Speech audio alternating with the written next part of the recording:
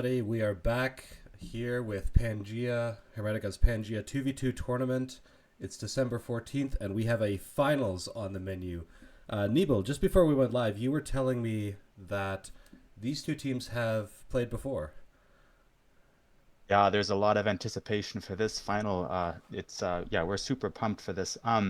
So they have played before in the group stage, and in that last matchup, it was a close set. It was a best of the three, and it went to all three games. And in that matchup, Smilaux, which is one of the teams in this final, ended up taking the set 2-1 against Pavlova&Café. But this final will be a best out of five. So Pavlo and Cafe, have a second chance now to avenge themselves, so to speak. And yeah, so we're really, really pumped for it. And yeah, it's also interesting. They were in the same group at the group stage, and both of them, if I can say so, they kind of squeaked into the knockouts. But they are now in the finals, which shows that the knockouts is where it counts, and so they are both in the finals. It's a rematch, and yeah, we're really looking forward to seeing how it turns out. Tara, did you want to talk about the players? I can maybe mention that. So Smilo, we've got two players on that side. It is Yes. Smiley, Yeah. and then we have Sitaux. And I just want to mention these teams are really different in terms of the player makeup because I'm getting oops, sorry about that. I just got some echo. Sito is hardly needs an introduction probably for some of you listening, but this guy is yeah, he's an a S tier player, 2700 elo, and actually playing in the season 5 of Titans League in the Platinum League, so really top player. And then Smiley is a 1400 player, much higher than me. But you see that that's kind of the team makeup there. You have Sito, who's a high elo, and then Smiley. On the other side, we have Kataphratos, around 1900, and then RVN around 2100. So the teams are a bit of a different makeup, but so we'll have to see how that plays out in the game itself. Um, Tarrant, any thoughts on kind of just the way the teams are structured?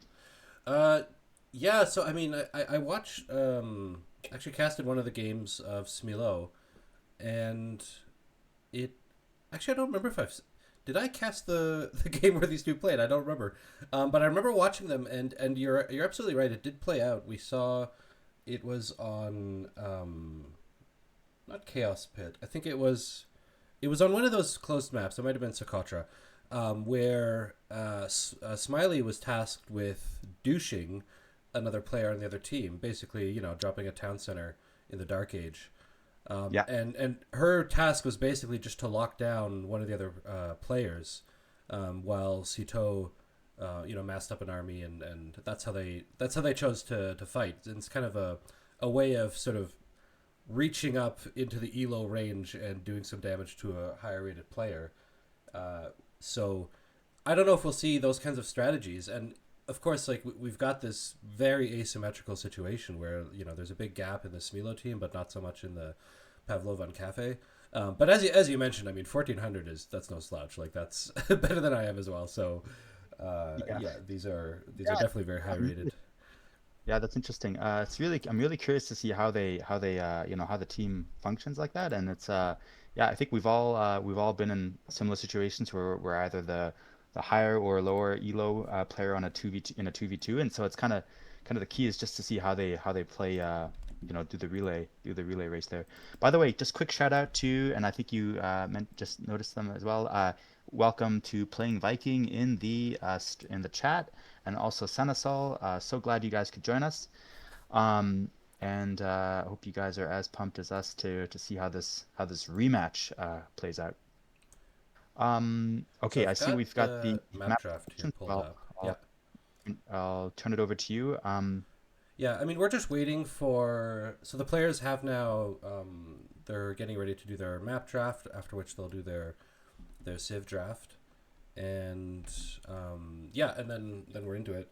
I did want to mention something else that we kind of been talking about, sort of the trajectory of these teams through the group stage and then the knockout rounds, and both of these teams accumulated a few losses in the group stage, but then when it came to the knockout rounds, it was showtime, and they each went 3-0 in both of their knockout sets to get to the finals. So they definitely know when to bring their game, and they weren't messing around. So I'm pretty excited because obviously they'll be bringing that energy to these finals. But it's just Yeah, interesting that's to see 100% right. how that went. Yeah, we were talking about that before we went live. That that's right. They had perfect records in the actual playoffs, the knockouts.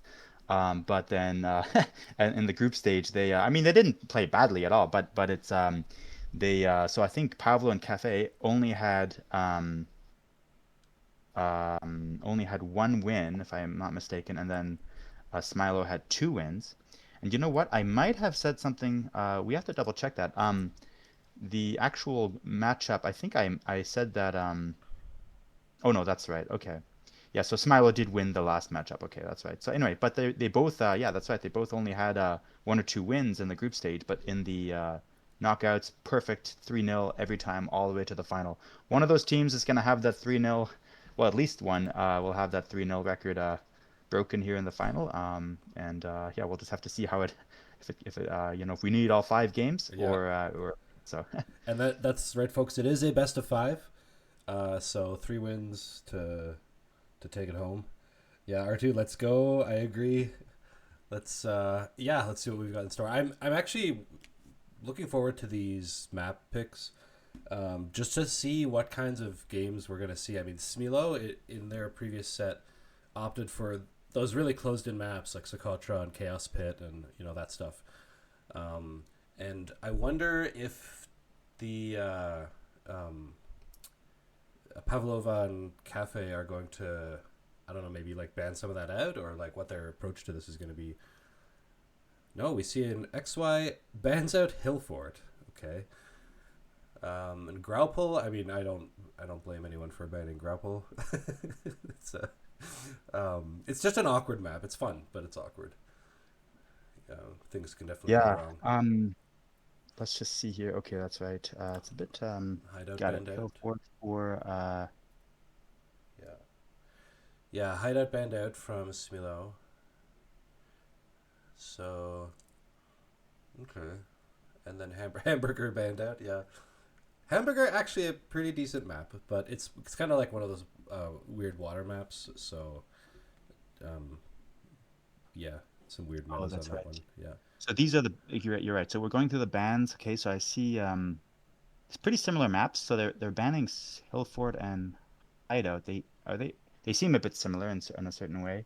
Yeah. Um, so are we gonna see some?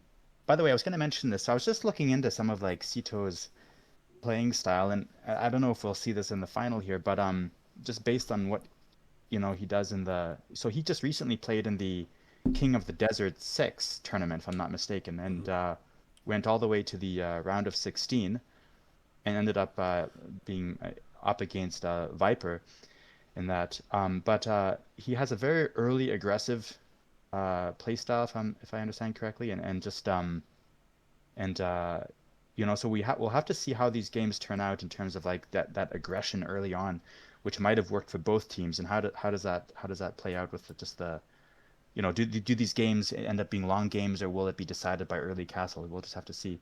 Okay, so I Well, see we I yeah. mean, you mentioned long game. We see a long map picked first from XY Amazon Tunnel. I don't know if that's an extra ban because, of course, one of these picks can act as an extra ban, just as a kind of a tactic, because you have three picks, but if you lose, every time you lose a game, it'll start with the admin pick, and then every time you lose a game, you get to pick a home map. But you'll never have three losses. Like at that point, you're out. So there, one of these map picks can obviously be like sort of an extra ban. So I wonder if that Amazon Tunnel is actually something I want to play, or if it's if it's something that they're just taking out of the pool. I don't know. I would love to see what these really high ranked players do with Amazon Tunnel. I think that would be pretty funny.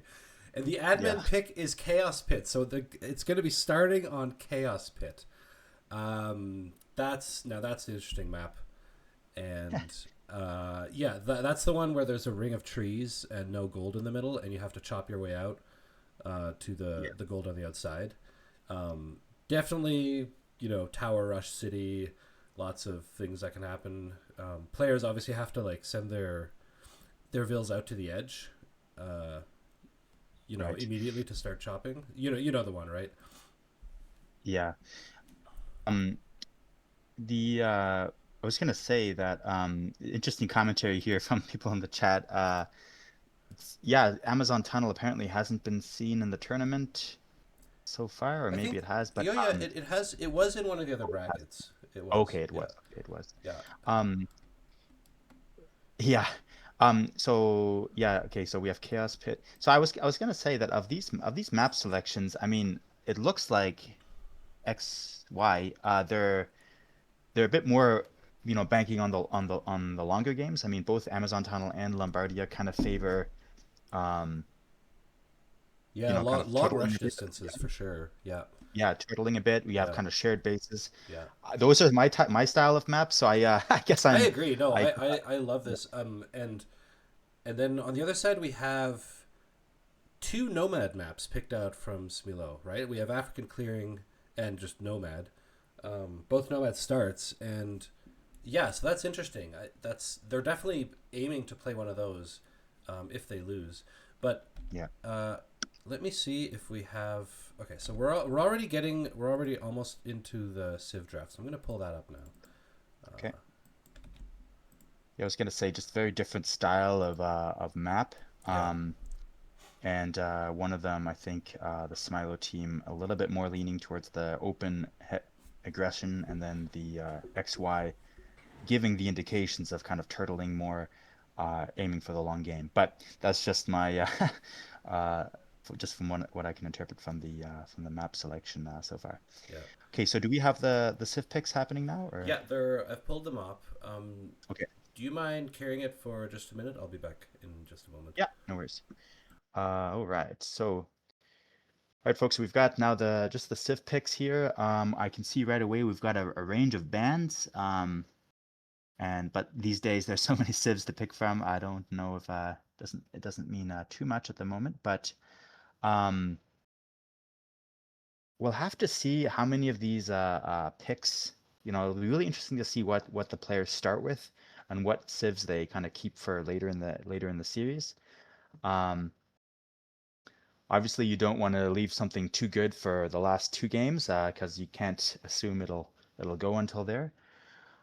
Okay, so far we've got a couple of bands here. We've got the interesting. So we've got Spanish. Both sides have banned Spanish. Oh, Nobody that wants to see that castle drop. and you know what those are? Uh, Those are nomad bands. I'm pretty sure. right.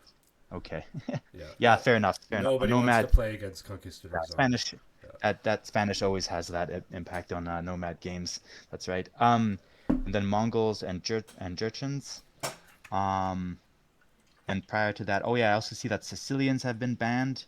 Of course, with Those are the their admin bands donjons. down. Oh, those are the admin bans. I'm sorry. Yeah. Okay. Yeah. What's the reasoning behind the admin bans, by the way, just for our I don't know. It's listeners? just like randomly taking some civs out of the pool. So Right. yeah, Okay. yeah, yeah. Playing Oh, Viking like randomly, the Lithuanian random ban. That one actually will impact Chaos Pit, I think, because Lithuanians was one of those really niche Chaos Pit picks because Lithuanians start with extra food, and so you can send two villagers to the edge of the map immediately and start chopping through. So you can get through to the other side much faster than other civs because you don't have to send everybody to sheep at the start just to sustain villager production. So yeah, an yeah. So interesting random sort of hit from the from the admin. I guess the admins are kind of just seeing like, okay, if we're gonna have Chaos Pit, we can't have Lithuanians. I don't know. I Uh, think it might just be random. it might be random. Okay. Yeah, I Interesting. actually don't know. Persia. Yeah, I know we have. Yeah, great. Can actually somebody confirm that? I just assumed they were random. But Yeah. Maybe yeah, someone in the chat can confirm.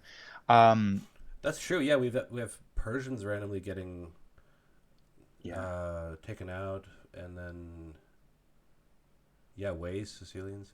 Um, all right, and what are they picking here? So we got first picks. People usually say that the first picks are targeting the first map, just to make sure they have something solid to play.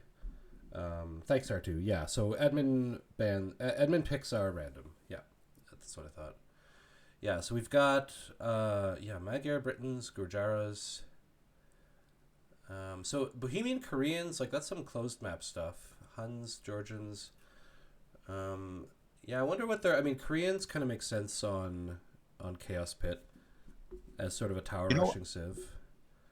what my guess is that they saw, because this is sequential, right? Like first they did the map pick, then the civ pick. So Yep, yep, they saw the maps, and then they decided on, because I mean Amazon Tunnel, Lombardia. I mean, Bohemians and Koreans can thrive on those maps, I think. yeah. Um, I mean, so can Britons. We saw that in a yeah, civ that's true. earlier, but I mean, they're all, yeah. yeah. Just a quick thought. Interesting. I mean, we see two Indian civs there from XY, Dravidians and Gujaras. Gujaras, I understand for the open maps. Dravidian, I'm actually not sure which map they would thrive on best there, I mean, but they're kind of like good on water. Like their fish bonus is nice.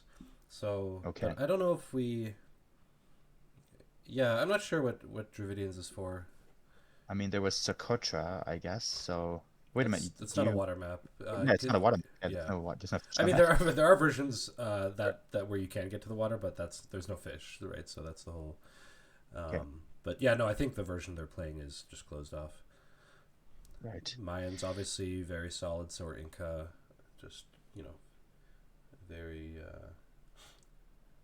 yeah, but pretty meta on those Georgians as well. I was just looking into what Sitaux has played recently. Apparently, he's done a lot of Mayan, Aztec, and Franks, but I'm not sure if that's so. I see the Maya there. That's yeah, Um, Mayans is a Sito pick for sure. I think I saw him play that in another one of the matches this tournament, and just coming in with like huge masses of archers, as Mayans right. do. Vietnamese is a good nomad pick, by the way. In my opinion, actually, Vietnamese, aside from Spanish, Vietnamese is the best nomad civ because you can see where your opponents place their TCs for free. Oh, geez, yeah, Yeah. that's true. It's actually if if the bans were not random, you'd think that the Vietnamese would have been banned just for that because of all the nomad Yeah. maps. But yeah, that's a great selection there from XY because the two map picks from Smilaux were those nomad maps. So Yeah. Tarrant, do you mind just taking it just for a couple seconds? I just have Mm-hmm. to check my audio. Just I'll be Yep. right back. No problem. No problem. Yeah, and we have Kumans coming in. That's interesting. So Kumans might be targeting some of those closed off maps if they get to them. I think maybe now they're anticipating what happens if they start winning. Italians obviously also pretty good on Nomad, generally just really solid. But yeah, Kumans always make games interesting because just picking Kumans in a game kind of defines the game in a way because either it's hyper aggression, but much more likely that second TC in the feudal age that kind of causes your opponents to have to do something about it. Either just going for a really fast castle, pure greed, or putting on pressure, which is the more common situation. Malians as well. Malians obviously good on Nomad too. Um, and then Khitans. Yeah, Khitans are actually, they've got those +2 scouts in the feudal age. So pretty strong. So I wonder if we're seeing sort of the secondary maps being targeted here. A couple of the open ones. I mean, African clearing. It's hard to know which ones they're going to be picking since Smilaux have picked two. They've African clearing and Nomad have been their picks for like they've picked both of those. Um, if they lose their second game, I'm betting we're gonna see Socotra. They've favored that map in the past, but if they lose a second game, they're going to go to one of the Nomad maps. He's Where Sakatra. Not my favorite map, but Yeah. Well, uh, yeah, it's tough. interesting though. I think they do favor that one. Do you think And so? Okay. yeah, I think so. They've had success on it in the past. And then the thing is, so there's Haboob and then Amazon Tunnel and Lombardia. I see Amazon Tunnel and Lombardia as pretty similar, like you mentioned, like bases together, long rush distance. Um, I'm betting that if Smilaux lose a game, they're going to go to Socotra, or they will pick Socotra at some point. But XY, I don't know if Haboob is going to be one of their picks or if they're just going to go for Amazon Tunnel Lombardia. It might be that Amazon Tunnel is just a ban and it'll be like Haboob Lombardia, but I'm not 100% sure. By the way, so just maybe explain for folks listening, like how many picks do they get? For some reason, I'm kind of surprised at how many Yeah, they've got. I mean, that's great because that means they can really rebound if something uh, doesn't work out or they're up against a really tough matchup in the first game or whatnot. But how does that work? Do yeah. you I know mean, or it's they get. I mean, they get. Obviously, you can see the picks up here, yeah, and there's plenty, and the rules of the tournament are such that the same player can't pick the same civ twice, but the other player on the team can pick uh, a civ that their teammate has already picked.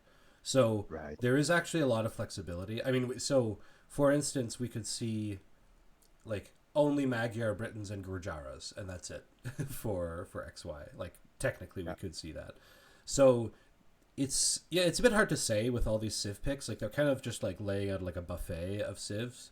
But they yeah, can stay really focused on a certain number of civs if they really want to. And like if we go to both of the Nomad maps, for instance, they could have Vietnamese on both of those games if they wanted to. right. So yeah, it is like it's not like you only get one pick of each civ. You can do repeats if you want to. You just have to give it over to the other player. Right. Just a quick mention, some funny comments here. I kind of missed it here. So playing Viking says, uh, Saracens looks like they need some coaching. Maybe some Oh, why? Is there something wrong with Saracens? I don't know. I always thought Saracens were a good I think they're pick, good. but yeah, no, I like Maybe I that's guess it's why some I'm. chirping in the chat, but anyway, I didn't catch the whole context. And by the way, I'm seeing they picked Franks, so Smilaux. So I was mentioning Maya, Frank, Aztec. That XY did get the Aztec selection. Yeah, actually, seeing Franks as like the last pick, that's kind of surprising. Yeah, okay, that's interesting. Um, I guess they've got their other options. They've yeah. got Georgians and Slavs earlier than Franks as well. Portuguese picked here, so that's also Okay. one we might see. And sorry, one last time, or rather, like, do they can't both pick the same civ? It's either one or the other gets it, eh? Yeah, they can't pick. Yeah, they can't both have the same civ in the same game. Right. Yeah, That's neat. So they kind of went for the first four selections there: Bohemians, Koreans, Magyar, Britons. You can really see which are the meta for team games there a little bit. Anyway, all good civs, Bohemians. I love them. yeah, Um, okay, I think that wraps it for the civ picks in the sense of like them picking the civs. So are we tracking if they're yeah. So they have created their lobby. okay? I think they're just getting ready to launch the game, and there will be I think a 2 minute spectator delay. So we Okay, will have to wait for that to elapse before we go. I'm trying to see where. I'm trying to actually see the lobby here, so we can jump in right when they get started. sure. All right, guys, are you pumped? Here's the the stellar level. This is the highest, I guess, the highest level in the tournament, and then here we have a final, the rematch. Really curious how this is going to go Oh, down. this So it's we're gonna yeah, it's gonna be really fun to watch this because they're like we said, like these players, in the group stage, um, they dropped some games, but then when it came down for the knockout rounds, they did neither of these teams dropped a single game. They were just yeah, like eye on the ball. They're going all the way. So we're gonna see that energy here coming to a head in these finals. yeah. It really speaks to how I always say this to folks, like even if their group stage is rough, like. Um, once you're in the knockout, anything is possible, and that's what we're seeing here. The two teams that I think they were third and fourth in their group, and now they're in the finals. So um, really fun to see a rematch, and yeah, And we'll see also like if for anyone who's seen the first set, it'd be interesting to if you can share in the comments like how they might be, or maybe we can ask the players after the set like how they changed their plan based on the first set. yeah, and we saw actually some strong teams getting knocked out as well. Like BG was 4-0 in their group Ah, that's stage. right. Yeah. Dev Blooms also very strong. Like we're 4-1. Um, Kober Kebab or Bober Kebab. Carry and Cactus as well. Like lots of strong showings all Yeah, around. that's Yeah. right. Some really strong teams there. Obviously, this is, stellar division, so they're all, solid teams. But you're right there, BG. I guess they went out in the, was it? It was in the semifinals, I guess. Yeah. Actually, I can have a look at see where they went out. Yeah, I mean Smilaux knocked out BG, and then Pavlova&Café knocked out Carry and Cactus. Right. That's incredible. And then in the group stage, Yeah, and Pavlova and you know, Cafe also 3-0 Dev Blooms. Yeah, and then Bober Kebab got knocked out by Smilaux. Yeah, and Smilaux had actually lost to BG in the group stage. yeah, So they had a match and they won yep, 3-0. So um just shows you in the yeah, again, like this game, this set here, we really don't know what's gonna happen. It's could really go either way. Um is it me or does the boar look like a rat? I don't know. Uh, which one is that? uh, the chat's having fun with that. I don't even see a board, but I guess it's somewhere. Oh, it's in the bottom right. Yeah, there you go. It's like a volcanic Oh rat there. yeah, that the piggy. Yeah. Yeah, I don't know. So this is the prize pool actually jumped. It's up to around 450 €450. So big hats off to everyone who's been watching the streams and uh making this Yeah, and that the tournament. prize pool increase is due to yeah people anyone that made contributions to the channel on Twitch, those went into the Yep. prize pool. So yeah, and increasing the winnings, raising the stakes for the players. That's all really great. Very much Yeah, a community effort. absolutely. Yeah, so I think So I they've got their lobby. I think they had to recreate the game, so we're just kind of waiting for these players to get that started. okay. Yeah, getting their lobby Yeah. settings straight, making sure they don't Okay. accidentally start on a tiny map. Yeah, like that one time. Um yeah, I was just clicking refresh and wondering if so they're going okay, got it. All right. Yeah, Okay, so this so yeah, we'll see what we see there in the first game there, which civs get picked. And as the set continues, I guess it'll be the selections will get always a bit more challenging, because your top civs might have already been taken, so you kind of have to work with what's left. yeah. Um, Yeah, although like with the Civ, I don't think they'll be limited in terms of their Civs. Like the flexibility is such that they can kind of. It's more the admin bans on the Civs are kind of the big Civ stuff, right? Because they only get two bans each, right? They got and they both opted to ban Spanish. Jurchens, I understand Mongols. I mean, not wanting to deal with Mongols, I get, but like Jurchens, I'm less familiar with what that Civ can do. Do you have a sense of somebody would want why they'd want to like what is I don't know what is yeah, crazy about them. I can. I'll just look it up now.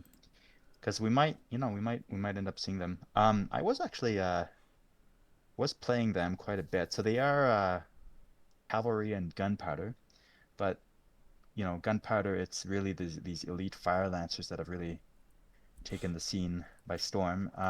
So they've got the fire lancer, and then Oh, their I scout don't bonus think, is actually pretty good. Mounted units attack 25% faster, yeah, so they can come in with like some their yeah, scout rush they can be were, pretty strong. yeah, they have the grenadier. I haven't really, but I was gonna say they're actually one of the civs that weren't they nerfed in one of the latest two patches, because of they were just running away with those. Um, sorry, aren't they the ones with it? Or maybe I'm The getting mixed Iron up. But the Pagoda, one, the elite unit, or the no, no, Grenadiers? no, the like the farms, but the Oh, or I might be mixing it up there with the Ketons had that maybe. yeah, yeah. Keaton's also really really strong early, but yeah, I don't remember.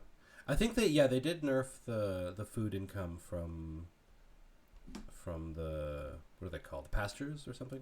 Yeah, that's Yeah, right. So no, it's not the Jurchens. They have farms. Sorry, I'm getting mixed up. The Ketons have the pastures. So yeah. so it was the Ketons who were nerfed. So Jurchens, I It's guess probably it's down to really this mounted bonus. And they also get a right. nice little food bonus. Their livestock and hunted stuff doesn't decay, so that Yeah. might account for why that those got banned out. By the way, could pull Siege in Castle Age. Siege Engineers available in Castle Age, so that could uh allow for some castle siege pushes there. Um, Yeah, yeah, extra range on something like mangonels. Siege and then engineers also is yeah, pretty expensive though, so I don't know. but Siege and Fortification upgrades minus 75% wood, and research is 100% faster. Oh, true, true, So true. so the wood cost is down, research is faster. So maybe those early siege pushes, those hidden siege workshops Yeah. to push So from don't one mean thing. to interrupt, but we Yeah, go are ahead. ready. So I am going to pop us into the Right. game. Here we go. Finals, game one of Stellar Division Pangea 2v2. All right. Let me Let's just go. jump over. Oops. So spawning in Uh, here on Chaos Pit, we have Smilaux. Oh, and I don't have the team set up, but we've got Team Smilaux up in the north in the cold colors. Sitaux here to the right. Spawning in is the Georgians. And Smiley with the Huns to the left. And then down south we have XY. And he's spawning in as... I don't even recognize these. Who are those? Taryn, can you just help me out? Is it Pangea in the spectate? Was Yeah, that where I was? I searched Sitaux, actually. Oh, Sito. Okay, Yeah, I I'll searched good. Sitaux. Yeah. Yep, Sorry, guys. yep, Okay, got it. So it's the one on Chaos Pit, eh? yep, that's right. That's right. Okay. So we have Dravidians over here. Kataphratos playing as Dravidians. Yeah. And let me just.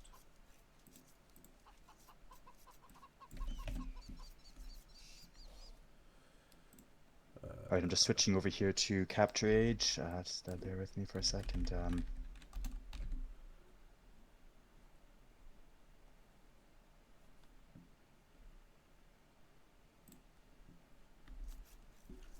All right. Sorry about that. Forgot to fix the team names there. Um, yeah, and Ketons. As ex-wife, loading in his Ketons. So these civs, I don't fully understand uh, why these particular civs. I think Dravidians I can see because of their solid skirmishers, and since you don't have gold, that's kind of your only ranged unit in the feudal age here on Chaos Pit. And so that maybe getting a massive early skirmishers out can be a strategy. Um, Who we've are you seen. talking about now? I'm talking The about keep. Kataphratos with the Dravidians. Dravidians have those skirmishers that fire faster. So Right. Okay. yeah. And then I say there's no gold in the middle. There is a tiny bit of gold in these foxes. If you hunt the Right. foxes, you get a little bit of gold. And those two relics, yeah, that are the Oh yeah, there's foxes a are couple guarding. of relics. Yeah, if you get to castle for sure. Right. One other notable thing about this map is these patches of food in between the players by these shrines, Mhm. and the confident players can kind of move up and start taking those. It obviously leaves your villagers a bit vulnerable, but it also means that you get an extra source of food. So if they opt to sort of confidently go forward for that, then they may secure an advantage for themselves, but they may expose themselves to aggression as well. Right. Meanwhile, so we see, and we can kind of see how these players have sort of divvied up who gets the safe food, because it's north versus south, right? So the food in between the two bases on the north side, that's kind of the safe. Same with the south. So it's Sitaux and Kataphratos that have kind of been assigned the nice free safe-ish food between their bases. Ito and Kataphratos, eh? Yeah. Just a couple things to mention. So really interesting how Team Smilaux are both cavalry civs. I mean, Huns do have the cav archer, Yeah. but Khitans, they have just from the civ picks, they have so Dravidians, of course, have horrible cavalry there. But so they would be going archers, I suppose. But Khitans do have the heavy Oh, camels. So hang on. Don't mean to interrupt, but yeah. I think Oh, Smiley jeez. is gonna douche. Oh, okay. Yeah, We're- yeah, yeah, that's what's happening. Okay, okay. All right. so replaces the We'll town see if we center can here. pull this off. So much for heavy camels. Yeah, Uh, yeah. I don't think Castle Age is on the menu anytime soon, at least for Smiley. look like, So yeah, not actually that surprising. This is a strategy they've opted for on previously in the tournament. Yeah, Danny, you mentioned Khitans are strong. Yeah, I see Khitans as kind of like a type of Magyar, because they get +2 on their cavalry in the feudal age if they get that first. They get double the effect of their melee blacksmith upgrades, which is really strong. But I mean, XY here is heavily under pressure, and he's almost up to feudal. So we've got feudal age up for basically everyone except Smiley. Sitaux's up, and then XY's up, and then Kataphratos will be up shortly. But in order to counter this douche, you need wood to repair your town center. That's kind of the most important thing to keep it up. And it looks like Yeah, XY has a good amount of woods. Go ahead. yeah, I was gonna say I'd be curious to know if this is gonna pay off because it's I mean they're behind in the score quite a bit. I mean obviously if Yellow loses his TC now then everything changes. But interestingly, You know what? Yeah. Smiley does, just to finish that, I was gonna say Smiley does have the wood income there in the top. So this is obviously a practice strategy. I mean, yeah, they planned it like this. And it looks like they may win out on this TC duel here. So Yeah, it's actually interesting. I thought for a moment that XY was just going to sack the TC and like let it die and then rebuild it somewhere else. It looks like he will repair. Just long enough, I guess, to get some extra rounds of villagers out. Meanwhile, we do have scouts coming over from Sitaux. Yep. So those are going to raid this this food in between the two bases. We've got some spears coming over from Kataphratos, so Kataphratos is ready. But this TC will go down, and I think XY might just be getting ready to reposition the TC, has the wood in store, and we'll just go build that somewhere else. That's one way to go about it, but, you know, these scouts will be a problem. I mean, he's kind of housed, and he can't build this spearman that he needs to defend against the scouts at the moment. So you were saying the Dravidian skirmishers may come in, and we see that RVN Kataphratos is building those skirmishers. I kind of like the position of Warm Color so far because Smiley has. I mean, it's high risk, high reward, but you know, Smiley is not in the feudal age. No. And so time is a bit on the side of the Pavlova&Café team here, Yeah. and we see the new TC going down now from XY, and he will get stone. A couple of spears are ready, but they're out of position, and the scouts will find the wood choppers. They'll get in some damage here. Vils are fighting though, and we saw some actually really good Vil fighting for XY on defense there, making sure that he didn't take damage from Smilaux's Vil mass here. And now the spears are back in position, so the scouts won't be able to get any damage right now. Smiley's coming over with the Vils. Actually needs to be XY needs to be careful not to let these spearmen take hits from the Vils, because if the Vils kill the spearmen, then the scouts can have free reign. I guess those Vils are going to be dropping towers here, or I mean they can't. They're not in. They're still in Dark Age. Yeah, I guess they're helping out. Just Vil fighting. Yeah, just Vil fighting. Vil fighting. Yeah. Oh, Yeah, it's definitely an awkward thing to Dravidian, deal with. yeah, Dravidian skirmishers moving up on the right side of the map there, but blue does have the answer of his own skirms. Yeah. Yeah, so Kataphratos doing his level best to sort of put on some pressure on Sitaux while this happens, but it just looks like there's too much here. The spears did go down, and now the XY's villagers have to get out of here for now. Has lost 2, and has been pushed off of wood. But a good second TC positioning, right next to some stone, and right next to some wood, and he's got a couple of his pastures up. So we'll be able to keep his economy moving while they try to stabilize here. Yeah. And I think Really, Kataphratos seeing what damage he can do here on Sitaux, has a decent force there, but not really able to do too much economy damage I mean, for it the has moment. pushed Sitaux off of the free food, off of those berries. Okay. The chickens are gone, but the berries have been denied for now. We have also... Everyone is, I think, through on the wood. Except, of course, XY, who can't move out to the wood. Actually, XY is moving back out to the wood, and Vil fighting again, trying to retake that position. Oh no, we see here Kataphratos' army may be about to be surrounded by Sitaux. Yeah. We see a really nice force of... Yeah, these spears are absolutely critical. And Yeah. Sitaux has some skirms that can maybe pick at them. Yeah, and those spears are going to go down. So Yeah, these skirms are going to be cleaned up now. Yeah. Yeah. Kataphratos knows he's going to try to get some hits in on the opposing skirms. But actually, Sitau's keeping them away and just going to let the scouts clean this up. We've got a big team wall, or a big wall coming in for Kataphratos. And Kataphratos is through. He hasn't really done anything with being through yet. But meanwhile, XY has managed to secure his wood positioning again. There were a couple of pastures there that were important. Yeah.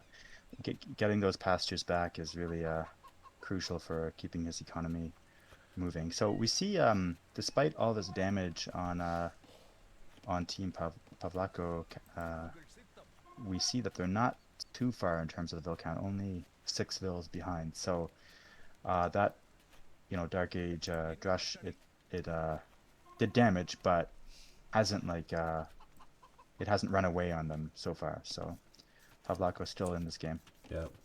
Yeah, and it But looks like that's Team good, Pavlova&Café are putting up walls to sort of restrict the movement of these scouts. And actually, it's getting close to being a full team wall, actually. Yep. They're kind of trying to connect their walls here, trying to stabilize. So far, there's just a superior force out for Sitaux at the moment. And XY just needs to stabilize and try to get his stuff together. We saw the infantry armor coming in for Kataphratos to try to help those spears survive in the front line against the scouts. But we also have bloodlines in for Sitaux now, so those scouts are really strong now. And they may be able to get through this gap here before... Yeah, I actually really wonder, Sitaux, he's just biding his time, but yeah, here he engages. I really think that he can take this engagement here. So unfortunately for Kataphratos, his force is not big enough to stop this Georgian cav force that's now perfect timing, breaking through the breach there. Yeah, getting through the breach just in time, and now we have also some towers coming from Smiley on the other side. So XY once again under pressure. This army from Sitaux is through the team walls. Yeah, I mean, I salute the way Kataphratos is challenging this force here, but I think he's at risk of losing this second force here because I don't think he can take that Sitaux army. No. So he's trying to distract it from his economy there. Yep, and he's evacuating any exposed villagers by his woodline. He's on gold now, so he's got everything he needs. He just needs to not take damage from this run by, and if they can survive this, Kataphratos just clicked up to castle. So ahead of Sitaux on that front. Sitaux's opting for a wheelbarrow, probably going to go up right after that. But this is really scary here now. This gate is not going to... This palisade gate is not going to last long. He's looking, and he's dropping that house. He's on it. But yeah, super scary here for Team Pavlova&Café. Some really But good yeah, hits by the spearmen here, though. Doing a lot of damage to those scouts. Only 3 spearmen, and they managed to kill 2 scouts and do damage to the yeah. others. But I see these remaining 7 scouts have 14 kills. Um, and so the Sitaux, of course, I mean, he's a really strong player, really keeping his force, alive here. And it's once he's on, it's almost like a snowball effect. Like once that army is allowed to survive, it just causes more and more damage. Yeah. But Smiley's continuing to add on towers next to XY's base. Just being annoying right on the edge of that team wall. And XY, he let the other towers go up, but this one by the wood line, he drops his defensive tower to make sure that he doesn't want to lose that position. That's a bit too much for him to allow. yeah, Sitaux is now switching and moving across, and we now need to have some secondary walls behind the gate, the south side gate of XY's base here. And Kataphratos is shadowing Sitaux, so he'll be over. And I think he has a force now that can take this on, actually. yeah, maybe. He's castle as well, so he'll have fletching coming in as well. Or a bodkin, excuse me. Bodkin arrow. Yeah. You can get the pikeman upgrade in. That would also do wonders against these Georgian cavalry. I was going to say, somebody in the chat was asking if you can steal pastures. I don't know. I don't think so. Yeah, I saw that, Danny. I don't know. I assume you can, but because I just assume they work like farms, but actually we don't know. Loving this. XY has built his counter tower there, so trying to put a hole to Smiley's towering rampage. Look at these towers. That's amazing. But yeah, it does feel a bit like a 1v1 right now. Kataphratos trying to wrestle with Sitaux. Yep. Sitaux and Kataphratos both up to Castle Age. Elite Skirm coming in for Kataphratos now. He's got his upgrades coming in. Light Cavalry upgrade, though, coming in for Sitaux, and those will actually be really strong. Ideally, he'll be able to trade off these cavalry before that happens, but I don't know if Sitaux is going to let that happen. Kataphratos did get the Elite Skirmisher upgrade now, so... Oh, and Smiley has broken in with Vils, and is now building towers inside, and has some spearmen inside of XY's base as well, so has run past the wall. It's basically, this game is basically XY trying to hold off Smiley's aggression, while Kataphratos has a 1v1 against Sitaux. Couple of extra TCs coming. Go ahead. I was gonna say that like I know I see what Smiley's doing here, but look at that. Team Pavlova&Café is actually ahead in the Vil count, which is not what you would expect from all that economy damage they've been taking. But they have been really doing a great job of spreading behind the wood line. Even even XY doing all right there. Only 3 Vils behind Kataphratos. So I would say the game is it's definitely not over here. But that said, here we see a castle drop from Sitaux. Yeah. And Sitaux also has some knights out. And Kataphratos has built up a nice force of elite skirms and now crossbows. So he'll have a decent army if he can just hold out here. And he's dropped some extra TCs as well to make sure his economy goes up. Sitaux and Kataphratos both up to 3 TCs now. And XY just clicked up, or is clicking up to Castle Age now. So, Pavlova&Café really holding up here. And actually, Sitau's force here might get eliminated here. Yeah. Well, we've got knights coming in as well, so Sitau's putting on a lot of pressure. We'll have to see if XY can kind of get up to speed fast enough to what is probably going to be a slow push from Sitaux that eventually breaks Kataphratos. But we'll see. We'll see what Kataphratos can do here. He's also got his pikeman upgrade. He hasn't added on too many more, but he'll be able to hold off a cavalry mass with those. And meanwhile, Smiley has some spearmen that are currently walled off, but has managed to put up a tower right in that wood line where XY used to, had his own tower, but that got picked off. Just a quick comment on the overall strategy. You see how Team Smilaux went for uh, Pavlov's strongest player. So XY is the 2100, and Kataphratos, hats off to him. He's the one who's 1900. So Yeah. fortunately, right now we have Pavlov's strongest player. Although XY just dropping a castle now, which is amazing. Oh, but the game is Oh, paused. my game crashed actually. Oh, jeez. Oh, okay, Okay. hang on. Okay. Dang, hold on, folks. We're at the edges of our Sorry. seat here, but unfortunately Yeah, the I need tech to. has Yeah, yeah, what all good. is the game paused? Is that what happened? The game itself has paused. Yeah, I don't know what Uh, happened there. I'm Maybe. not sure. So my capture rate has paused as well, actually here. So I'm not sure if it's the players. Maybe we check with the players as well. Yeah, I have to Sorry, reboot folks, my just bear with game. us. I got a bug splat, so that's yeah, straight up crash. That's Oh annoying. no, it's from the oh geez, Did they it's from crash?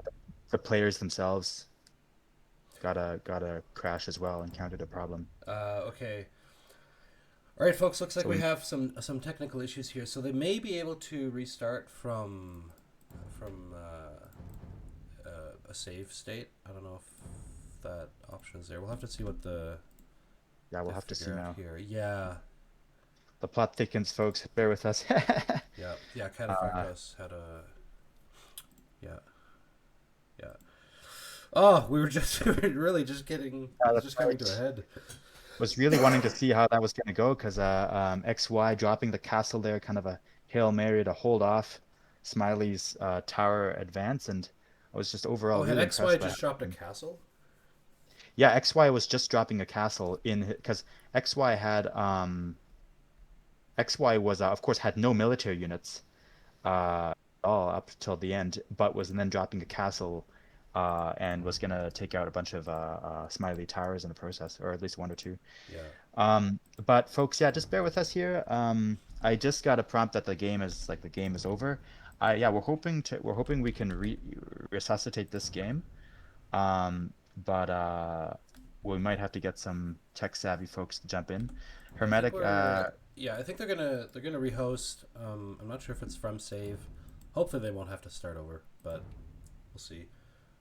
yeah, We'll see.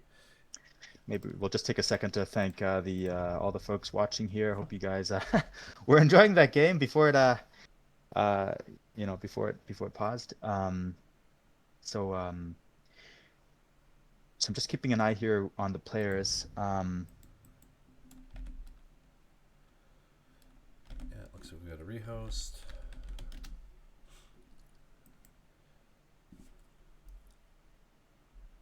Okay, so obviously the ideal is that we go right back to where we were there and uh, see if that castle goes up. But if not, then worst case we have to restart. But that's okay.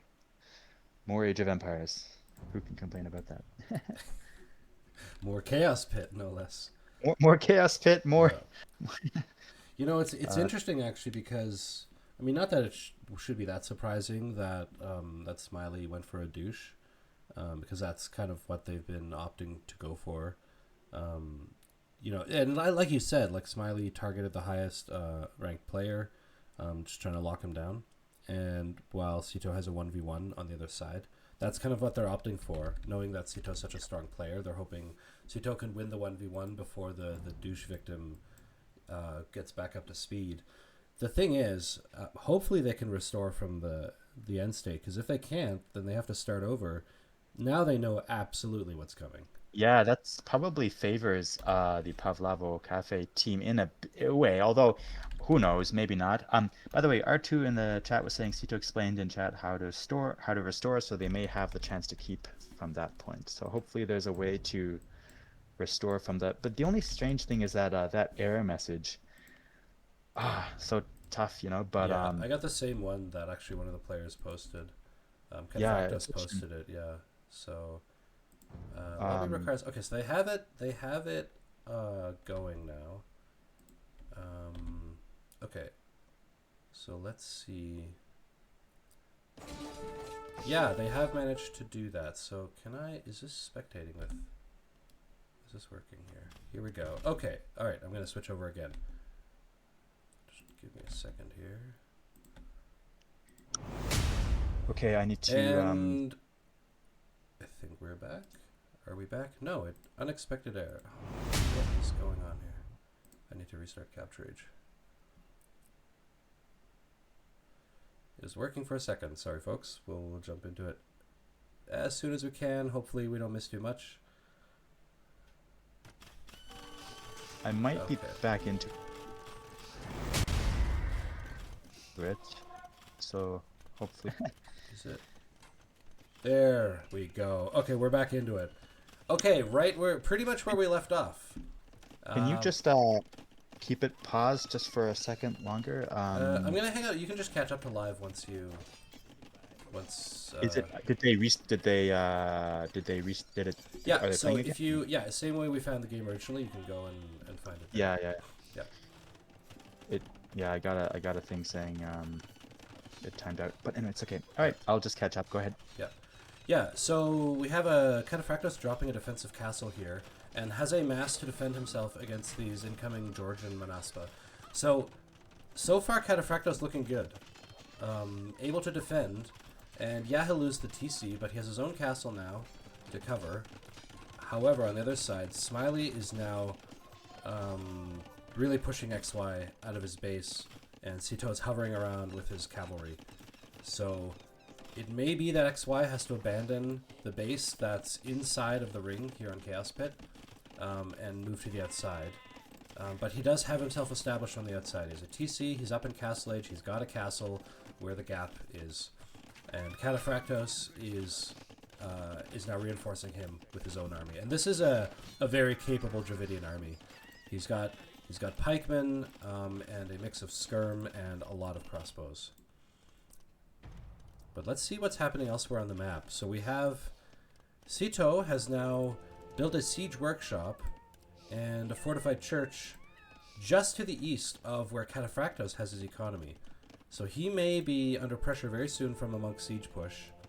Meanwhile, he has sent some vills over to the west side to build an extra TC, but that's right where Smiley is about to chop through, and Sitaux is just hovering there with some cavalry ready to go.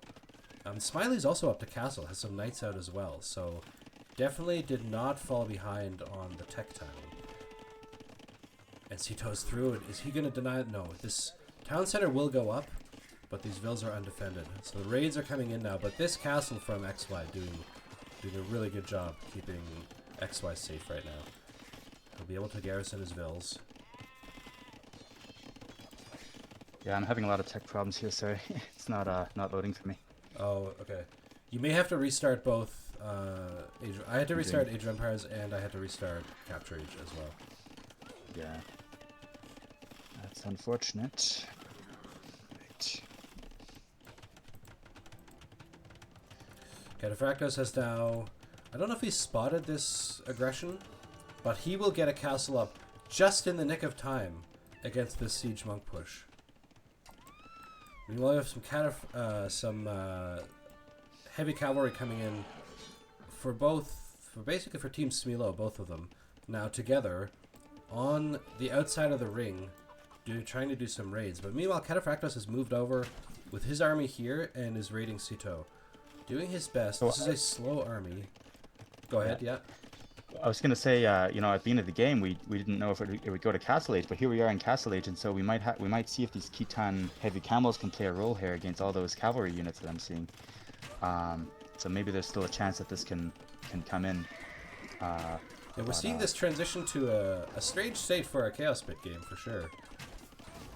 Kataphratos is now in a very awkward position. Has managed to snipe the mangonel that's been working on his ranged army, but Sitaux has now jumped on it, and so those will go down. So he's lost that raiding force. Kind of long distance mining some stone here.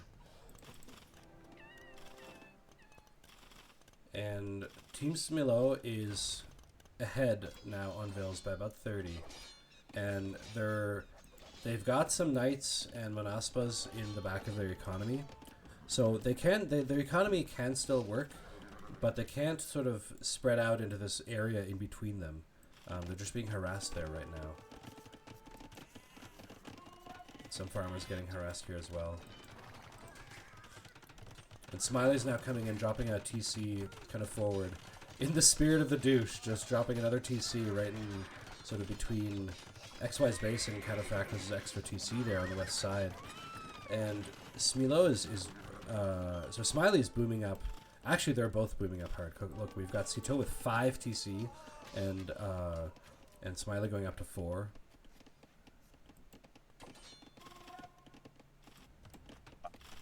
So I love how but yeah, look at that gap there in the Vil count. I see Smilaux is 40 Vils ahead and 35 ahead in military count. So, Pavlako kind of just team holding on for dear life here. But I mean, what do you see as the win condition here for Pavlova&Café team here? I mean, they've got economy going. It's not like they don't have an economy, but do they go for those camels? Like, what is the counter here?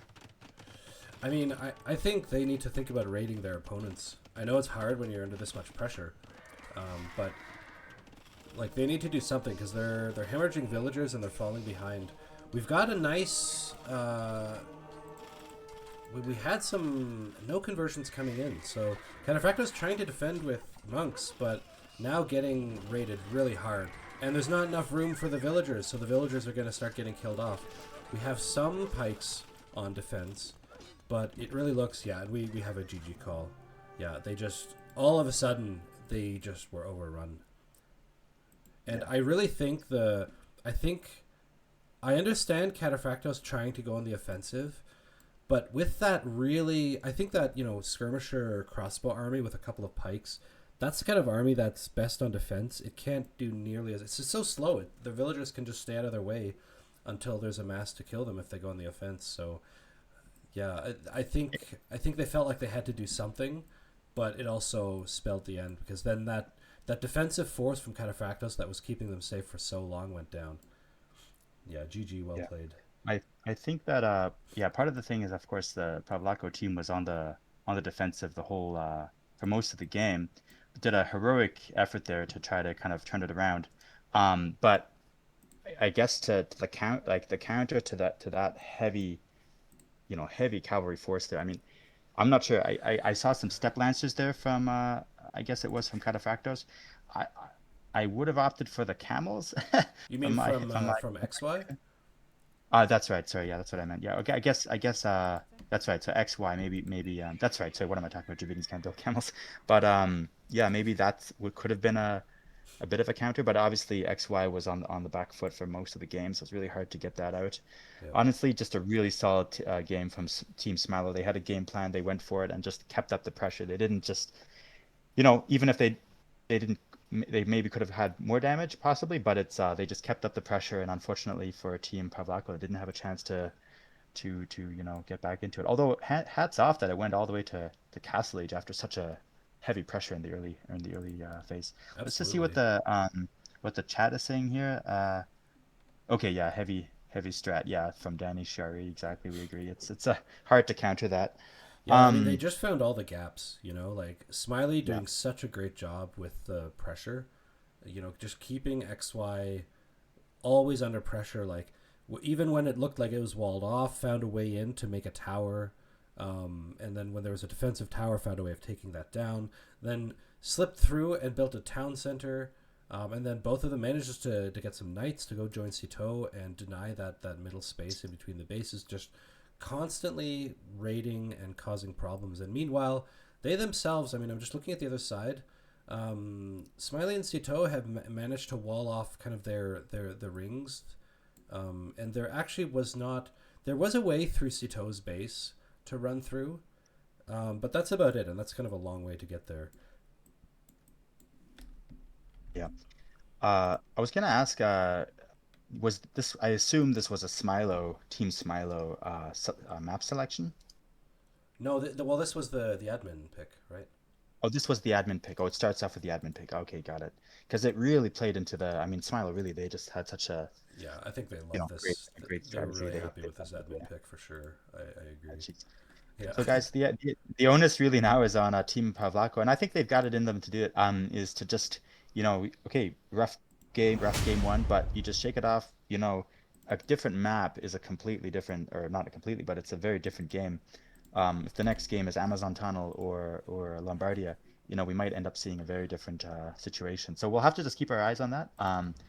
Yeah. And and speaking of the next game, I think it's already on. I think they already have it up. So let me jump right into that. So I'm really hoping this works here because I got to be honest, after the after that crash, I don't think I wasn't actually able to get into it again. Oh, that's So unfortunate. Yeah, yeah, this should be better. hopefully we avoid future crashes like that. But that's why we love the game Yeah.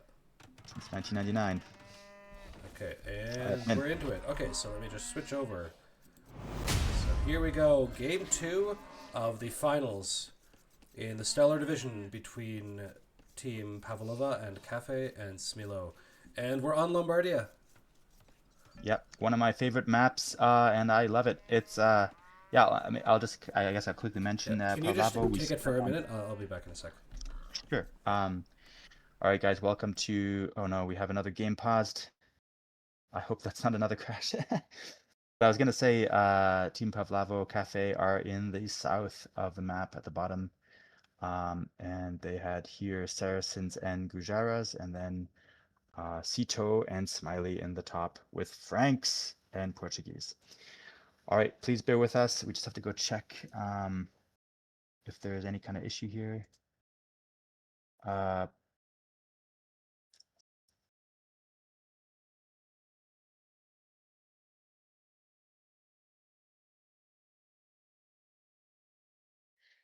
all right, bear with us here, folks, for a second.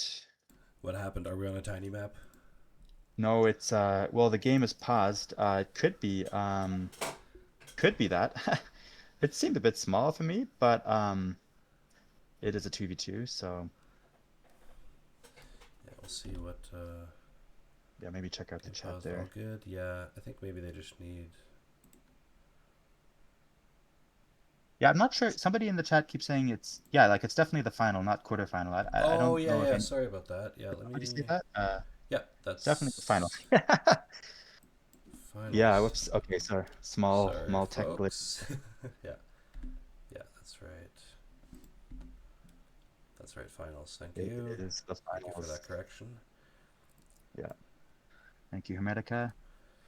Um, R2 saying rooting for Amazon title. Yeah, I'd love to see Amazon title in this set, but we'll have to see. Lombardia, though, it's actually one of my absolute favorites, so really glad to see it, although the game is paused, so just making sure that everyone's okay. Maybe, okay, so they're saying yes, all good, so I guess we'll just have to Yeah, I think they stay just. tuned. Oh Okay, yeah, so we can see the chat here. I think that there was just a right. the usual type of pause, not a problem pause. Sure. We're like Okay. primed for technical problems, but actually this was just Yeah, really I was normal. kind of like having a, but that's great. We're back in. I was just saying that so we have Sito with Portuguese, and then actually Smiley's playing the Franks, and then on the bottom we have Gujaras. Wow, what a pick! What a pick! Gujaras and Saracens against the Franks.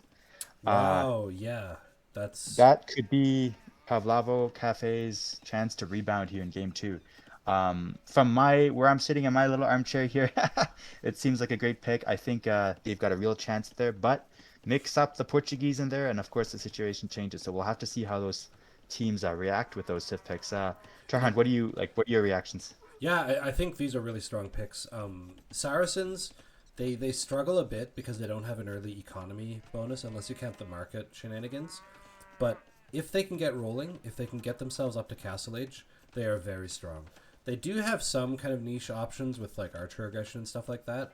And generally, they do opt for archers early. So I'm expecting we'll see Saracen archers if we see any feudal fighting. And then cavalry from the Gurjara. Obviously, like starting with scouts, but then eventually getting into those amazing camels. And like you said, those will be able to handle the Frankish knights very Yeah, handily. On and I the other mean, side, yeah, I mean, obviously cavalry for Smiley on Franks, and then we'll see what Sito does with the Portuguese. I mean, Portuguese can really do anything, so they're just yeah. incredibly versatile. Well, it's interesting. So as much as the Saracens have the tough economy early, I think Gujaras have a not bad one, right? in the early game. So maybe it balances it out, but we'll have to see. Franks, they're not, completely they have other options. Of course, they get hubs and hand cannoneers, so they can do they've got different options later on, and then of course the axe throwmen. I'm not sure if they could play a role. I'm actually not sure if they would they be strong against camels. If microed properly, I'm not sure. Maybe. They could be, I but think then you'd have to. You kind of do yeah, you need a have to. cavalry force, so I don't. I Right. doubt we'll see those, just because I think Smiley just needs to. I think they'll just have to try to play around the camels. They'll Yeah. just have to try to have something to counter the camels, and then when they take an engagement, just make sure the knights don't fight directly against them. Sure. Yeah, I'm thinking definitely early in the game we'll see some cavalry from Smiley, and then we'll have to kind of see how they respond. But we know that I mean Sitaux, this again the player who's in the Platinum League of Titans League, and just really strong player. Like they're so versatile, that once they see one build, they can switch into something else. So really curious how it goes. I But don't know if you've here we seen have the map layout. Look at this walling situation for Pavlova&Café. They just got walls for free. Look at this. Amazing wood lines to help them wall off. And that's yeah. what they I was want to just saying. do. Yeah, I'm seeing already the walls going up there Yeah. from Kataphratos. So I think this game we can expect something quite different here. So much easier to wall. Yeah. Obviously the gold and stone right next to you. I think yeah, and like you were saying, really nice walls. Obviously those elevations there can make for awkward little I holes, was going to but I'm say sure this these this players have some. elevation it's also going to be a point that you need to fight for, and having a hill on the side of your opponent is kind of We're hard to seeing deal with. But speaking of hard a to Bill deal with, snipe here. yeah, Yeah, we've Bill got snipe here. yep. Team Smilaux, Team. both players, the moment they got up to feudal age, using that damage bonus on the scouts to snipe a Vil. So Jeez. good I teamwork. know that's not your yeah, great teamwork. I know that's not your favorite thing to see. These scouts, yeah, No, yeah, but I find it really annoying that you can get this like military unit for free at the start of the game. yeah, But no, it's really great that they were ready the moment they got up. They dogpiled on a villager and got a kill. So yeah, first good blood. coordination, good teamwork there, yeah. And see both teams now dropping those. We're already in feudal age actually, and we see the scout, the archery range being built, and first archers coming out as well. So Yeah. wall's not up yet, but I expect those to be finished shortly. Um, yeah, I just really like this map. I'm just looking at the gold and stone placements nearby.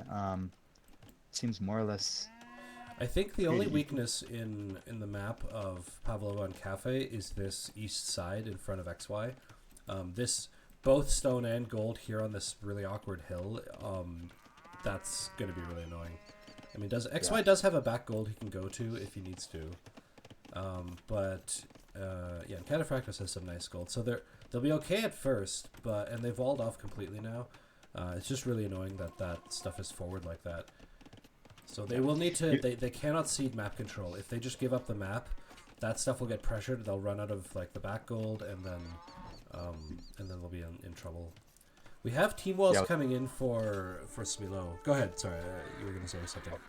Or no, I was gonna say, well, two things. One is just that we already see, uh, uh, Smiley trying to put some pressure on here with some scouts. But those camels, that one scout camel, are already playing a factor there. What we were saying earlier. I was gonna say with that golden stone there, yeah, I agree completely. But you know, it's really awkward as well. Where do you put a castle in this area? It's there's no easy, necessarily ideal spot. Just kind of looking at where you can place the. Well, maybe I'm wrong. Maybe there's a spot. I see that another hill there a bit further out, but yeah, we'll have to see how the players react to that. Archer's going out now. Some aggression here from the warm colors, Pavlavo. Yeah, R2. I was actually going to mention the cows with Gurjara situation. One would be tempted to think that a good strategy. Obviously, on Lombardia, you get cows, and you get a lot of them too. I think you get 8 each, which is more than your usual herdables. right? Because they have 150 food each. And you would think, oh, good meta strat. You give all the cows to the Gurjari, puts them all in garrison in the mill, and gets all this passive food the whole time. But actually, the that got nerfed so hard. It's a long while ago now, but that like trickle got nerfed so hard that the diminishing returns after like 3 or 4 cows is so strong that you may as well just eat them. Oh, really? So that's actually kind of overkill to have 8 in there. I Yeah. saw that actually. Yeah, like I think once you get up to like 6 or 7 cows, the game needs to go for like an hour for it to be worth it. So it's kind of not. Look at this here, first major engagement there inside of Team Smilaux. Yep. Team Smilo's base. But we do have a superior mass of archers for Sitaux. Yeah. I'm not sure I'm liking that. Better get out of there. Yep. I guess a fighting retreat. Yep, exactly. Fighting up onto a hill though. So they definitely want to make sure they don't take any hits coming down the hill. Yeah. But I like the aggression. As we've been saying, very different game. Yep. Chaos Pit so far. Kataphratos will try to kill the spear. Yeah, that's right. But there's just the scout count has now been thinned out too much. I think they'll be able to stabilize here in the middle of the map and not lose too much and retreat. So, first skirmish has concluded. Pavlova&Café were not going to sit idly and defensively. Even though they were first to wall, they went on the offensive. But now they're behind on military count overall. So I don't know if they want to take this engagement. And there are just a couple of spears in here for Sitaux, so it looks like XY will just break away going forward. Maybe try to get through, but he's being shadowed by Smiley, so won't be able to find a gap. And the gate will be repaired now, rebuilt, I should say. That's one of the things that Saracens can do with archers. Their archers get bonus damage against buildings, so they can shoot their way through walls pretty quick. But they are behind. Yeah, that's a Saracen. Yeah, I think it's a team bonus as well, so anyone on the team can do it. So yeah, just zooming out, like look at the difference in walls though. I mean, both fully walled off, but yeah, Team Pavlako really got lucky with the, as you were saying, with the wood lines there. Just amazing large base in the back. Yeah. I bring it up because I wonder if they can try to find a different spot to attack here, because they're really walking straight into this Smilaux army here. Yeah, and a good trade now for Pavlova&Café, with XY and clearing out the front line, and Sitaux now having to back off. But all those scouts from XY were low hit points, and so they can't follow. Take some damage on the way back. But now, actually, we have the... oh yeah, and Sitaux is trying to sneak out with some archers here. They'll break this gate for a second time. Yeah, I was gonna say we have that Saracen bonus there against that you were saying. Yeah. Coming in the perfect time. Yeah. Castle Age up for both Sitaux and Kataphratos as well, though. And they are through, but the army count... so Smiley has dropped a tower here to keep the wood line safe. And seeing a market come up for Castle Age. We'll probably see XY clicking up here pretty soon as well. I think Smiley might be up first. Smiley doing some market shenanigans to click up. Yeah, there goes Smiley, and XY's almost there. Focusing on this aggression for the moment. If they can get past this archer mass from Sitaux, they'll be able to pressure the gold. They'll be able to cause some idle time. Sitaux adding more, another archery range can amass even more archers. So kind of being annoying, but not having really caused that much economy damage just yet. Well, I say that. Go ahead. Yeah. Or I was gonna say, like, they did force those gold miners off. So even if it's just, what is it, like 8 or 10 vills being idled there for a little bit, every little bit counts. The vill count is pretty much smack even. And actually, Pavlako, as the army count has really switched around, and they now have the numbers. Although, as we mentioned, XY, the last to come to Castle Age, but. If they can capitalize on this push here, then maybe that will not have too much of an impact. Although, look at that. Here come Sitaux's upgrade. Yeah, nearly identical castle times for Kataphratos and Sitaux. And they're both getting bodkin and crossbow. And they saw Sitaux go up. They know those are about to be crossbows. So they need to back out. I wouldn't have minded, by the way, when Kataphratos was in Smiley's base, I wouldn't have minded just shooting those farms. It's damage. Oh, that's right. It's a real pain with the lost wood and everything. But It's not much, but it's something. But they were looking yeah. for some vills, looking to walk in, but now they've backed off. More skirmishing happening now.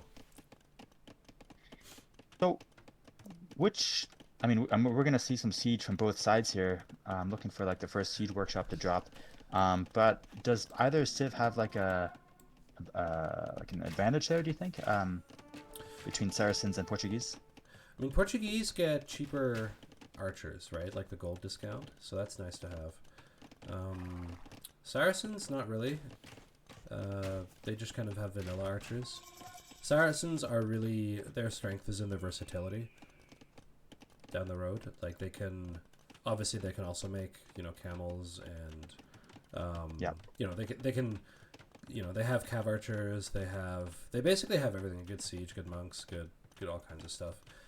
But for now, I think we'll just see this meta composition of cavalry plus archers.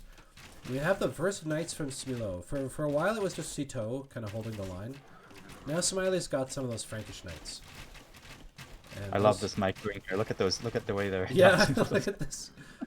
You don't see that at lower elo levels. No, we've got. Do we have? Yeah, we already have ballistics. That's that anti-ballistics micro that we see there, just spamming formations. Right. And we've got Thumbering as well coming in now. I don't think we have Thumbering yet for Kataphratos, but he did get his. He does have his University up. I don't think he's... Oh, no, he's got his ballistics now as well. Oh, he just got ballistics. That's right.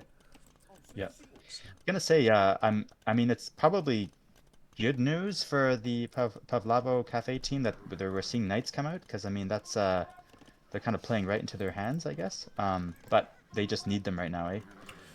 Like, Smiley just has to build them, and there's no choice from the situation. We see one camel rider, but we also see some Shrivamshas. Here come the camels, actually. Look at that. Oh, yeah, I'm sure Grandpa's... Big battle now in this hill outside of Smilaux's base. Oh, geez, look at that.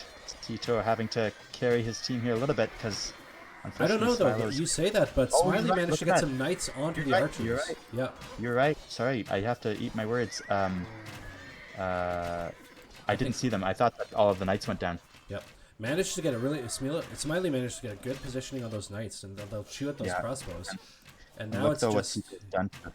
Those crossbows have just eaten them up there. Yep. Look at that. And XY sensibly switched to camels to fight against those knights, but some more Shrivamshas here would be pretty useful just against those crossbows. So we see that Pavlova does have the economy lead, but they're still ahead overall. But of course, they did lose that engagement. So the front line is now moving towards Pavlova's base, and so the question is really, can they get that counter out and basically stop Sitaux's advance here? Sitaux and his incredible, micro ability there. So it's really the pressure's now on Team Pavlova. They have options, but can they respond to this moment? Yep. And Kataphratos was also behind on one upgrade in that fight, and that was Thumbering. Loses some more archers on the retreat, and now we may see this awkward resource positioning here on the east side come into play. They're on the west side right now, but I wonder if Sitaux rotates over, he'll be able to just for free walk up to the wall and push XY off of gold. Somebody in the chat was actually saying that like the position there is just really awkward. And look at this, also the cavalry like coming out the front. I mean, their forces are split now, so they really have to micro those different forces effectively. Yep, those Shrivamshas are looking for a flank. If the fight starts, those Shrivamshas will probably want to dive onto the crossbows because they have that good like protection against crossbows. But yeah, this positioning, I mean, XY preemptively pulled his vills off of that gold. And I guess he'll have to go to the back gold now. Yeah, he's moving back.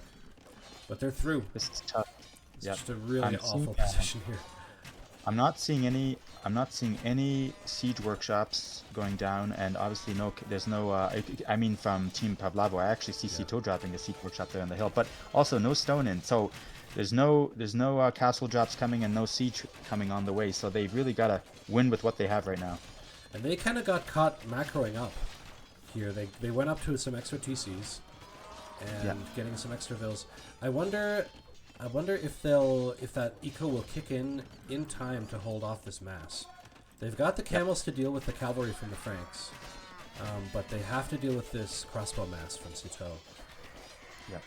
I would love to see a siege workshop from Team Pavlova, but obviously they're busy. Good use of the camels there at the back by XY, kind of sniping off extra. Yep, very nice engagement. And they actually have a good mass here. Here we go. Yep. They've caught these. The archers will have to retreat. Shrivamshas are going to get on top of them. And most of the knights have now been killed off by the camels. Wow, look at this. So really great defensive engagement. Nice. Pavlova, this is what I was hoping to see in this moment. Yep. Very nice. Okay. Complete cleanup. Excellent. And now this siege push that was in the works is just going to have to back off. And Sitaux will have to try to save as many of these units as he can, because the defensive force is now rotating over. Yep. They do have to be careful though with that. So Team Smilaux has to be careful with their siege. Actually, that thing got too exposed and might go down now. Loses a lot of camels in the process. Yeah. Camels, I love them. Obviously, against archers, they need those Shiranfa riders. So it's a pretty nice mix, but yeah, more heavy on the camels at the moment. Yep, knight numbers have been replenished. I think in general, as this game goes longer and longer, this does favor Pavlova&Café though. As like you said, the Gurjaras just have that answer to the Franks.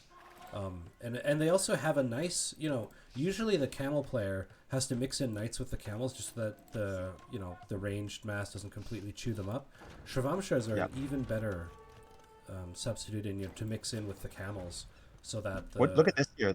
They're moving ahead actually, and they're going to catch some of these units out of position. Sorry to interrupt, but it's just they decided to just skip that siege workshop and just go straight for the enemy base. I'm kind of on the fence if that's the right move here, but definitely throwing Sitaux off balance. He's got to run back with his archers. Yeah. So they're going to come up against this hill, and this is actually going to be an awkward position. They might run into the same situation that they just dealt to the other team, which is a bad trade-off. But the Shrivamshas are on top of the crossbows. But now the knights are on top of the Kataphratos crossbows as well. I'm not sure if I guess they tried to get ahead of the build-up, but unfortunately they have lost their mass here, the one that won that critical victory there at their awkward hill. Yep.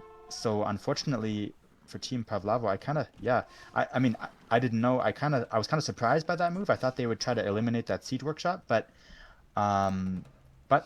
it's not over.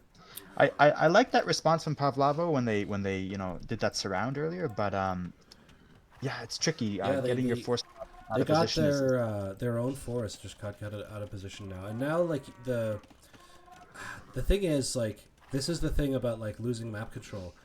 They may end up in this awkward position where their bad resource positions come to bite them again. They now need to remass.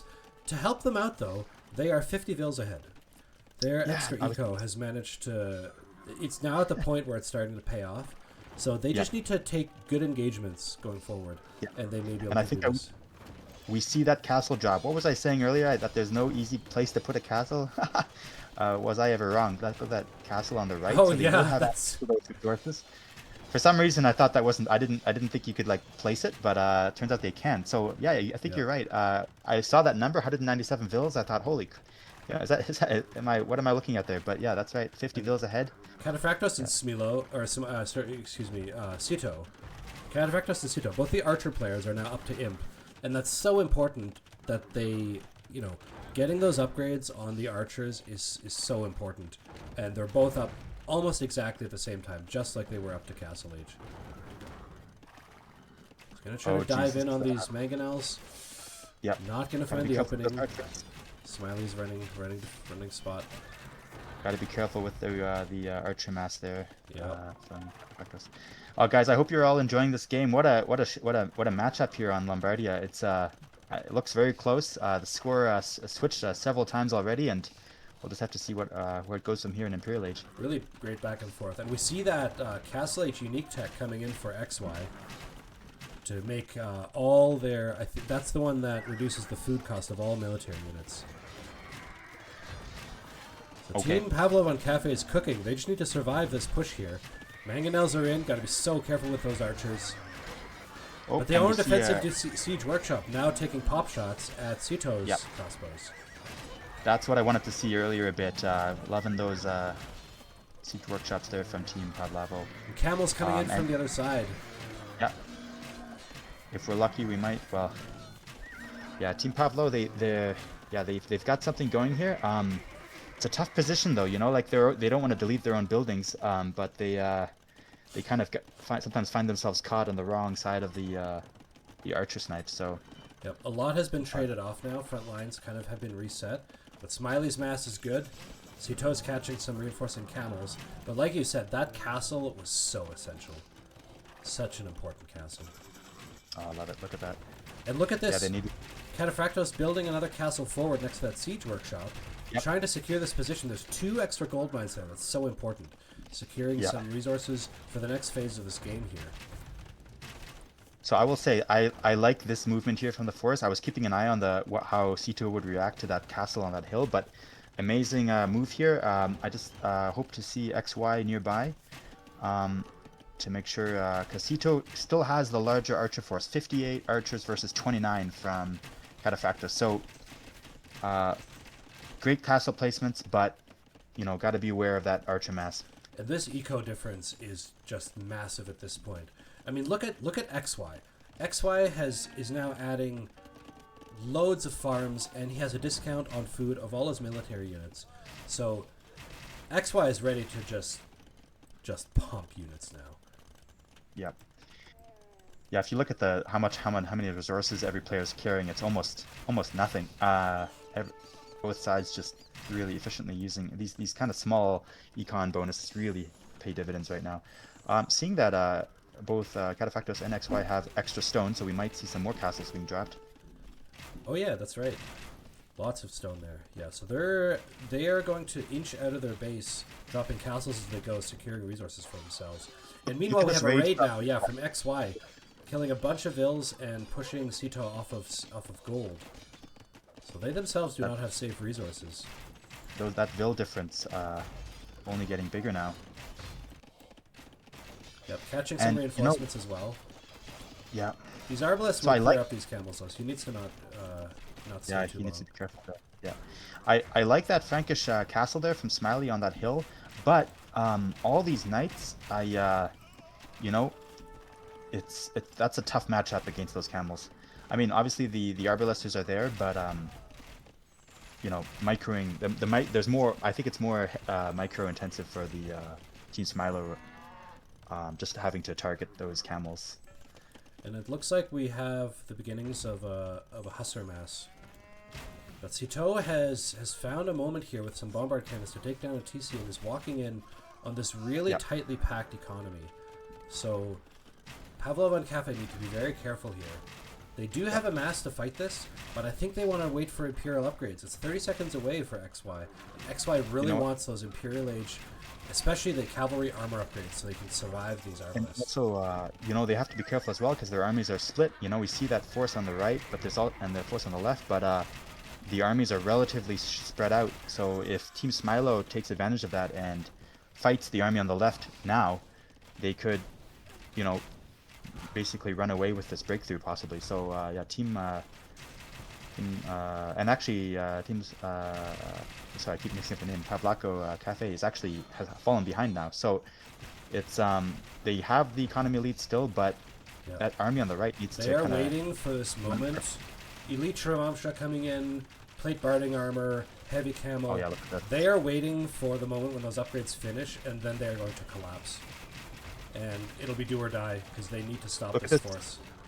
Look at this castle coming in here. We see one castle coming in, another one from yellow up front. But yeah, this could be it here with all these upgrades coming in. They really need to destroy this mass here. Paladin on its way for Smiley. Cavalier had just finished up. Yeah, oh, castle in the way, but there's bombards, and there are a lot of Portuguese crossbows. And the mass is almost ready. We have Hussar coming in, 30 seconds away. I think that's the last one that they need before they go in. And this, where they engage, is going to be so important. Like you said, they have the camels. They have heavy camel now against these Cavalier, and maybe they go in before Paladin is done. That would be a blessing that they don't even know they need to hit. Yeah, so if the engagement is right now before Paladin, that's Here it comes. Oh wow, folks! One Uh, minute here before Paladin comes in, and here they go. and they collapse. Good engagement on the camels. Hussars are in on the other. So arbalists are fighting. Bombards trying to take pop shots at the other arbalists. It's mostly XY doing the work here. Yeah, do they have the numbers? Does Pavlova have the numbers? I'm not sure they do. I'm not sure they do. Kataphratos was really low on archers, and this mass Yeah, from that was Sitaux is holding. yeah, that was needed a bigger army from Kataphratos, I guess, because I mean it's not over. They still have the economy lead, but yeah, that mass is not gone, and Paladin is now in. Yep, and the castle protecting the base from Pavlova&Café is now getting sieged down. Paladin is in. They picked the right moment to fight. They just didn't have enough, and it was really down to the lack of arranged mass for Kataphratos. Yeah, Paladin's raiding now. I see. He is getting the archer mass up again now, but it's is it enough? That's the question. Do you know when the economy has equalized? Smilaux Yeah. added lots of TCs in the back, and they're raiding now, so they may be pulling ahead in villagers here pretty soon as Sitaux walks in. Yeah, Hypno's saying here, no, let's go. No, it's a massacre. Yeah, what a battle. I agree, folks, and people in the chat here. You guys saw that. Jeez, like that was that was a moment there. That was it. That might have been it. I think Team Pavlova&Café has one more go at this, but And we've got loads of hussars for XY trying to cut off reinforcements. And Yeah. if he has enough of that, and he's pushing forward, trying to attack Sitaux with a castle push as well, and he's bringing his hussar mass, trying to mass up for another collapse on this army. But there are paladins, and there's not as many camels as before. And here they come. I wonder if they. Yeah. Oh, here one more time. Here one more time. Another collapse. We need those archers though. We need those archers from red. All right, let's go. Here they come. All right, guys, this is another showdown here. Oh, those cannon Good shots micro are on the archers, pulling back, and the paladins in the front line now. It's just really tough. I was gonna say, like, what do you think about just sending like 10 hussars into, because the Team Smilaux's base is wide open at the back. I mean, they're in just survival mode. They have to try to hold. But you almost have to like annoy the opponent where they don't, just to throw them off balance if possible, because they're just hitting a wall right now. Just this death ball is just too powerful right now. Yeah, and it really looks like XY was trying to do that with his like castle creep up the right hand side there. Right. Yeah. But Sitaux is just still has a mass in here, and just there's a couple of defensive bombards from Kataphratos, but some light cavalry will go pick those off. They're completely undefended. Yeah. XY's trying to remass. Go ahead. Yeah. Well, I was gonna say I like those XY castles up the right side, but they weren't really doing any economy damage. So, because if you look at the economy from Smilaux, I mean it's pretty thin to the bone, I'd say, on the whole. So, anyway, yeah, because right now they're just kind of running against that death ball and just losing the units, and it's And Smiley has cavalry everywhere raiding all the farmers. Yeah, they're doing what. Yeah. We've got some defensive Mamelukes for Kataphratos. Oh, nice. But it's really, I think it's too little, too late. Yeah, it's too little, too late. Because, yeah. Go ahead.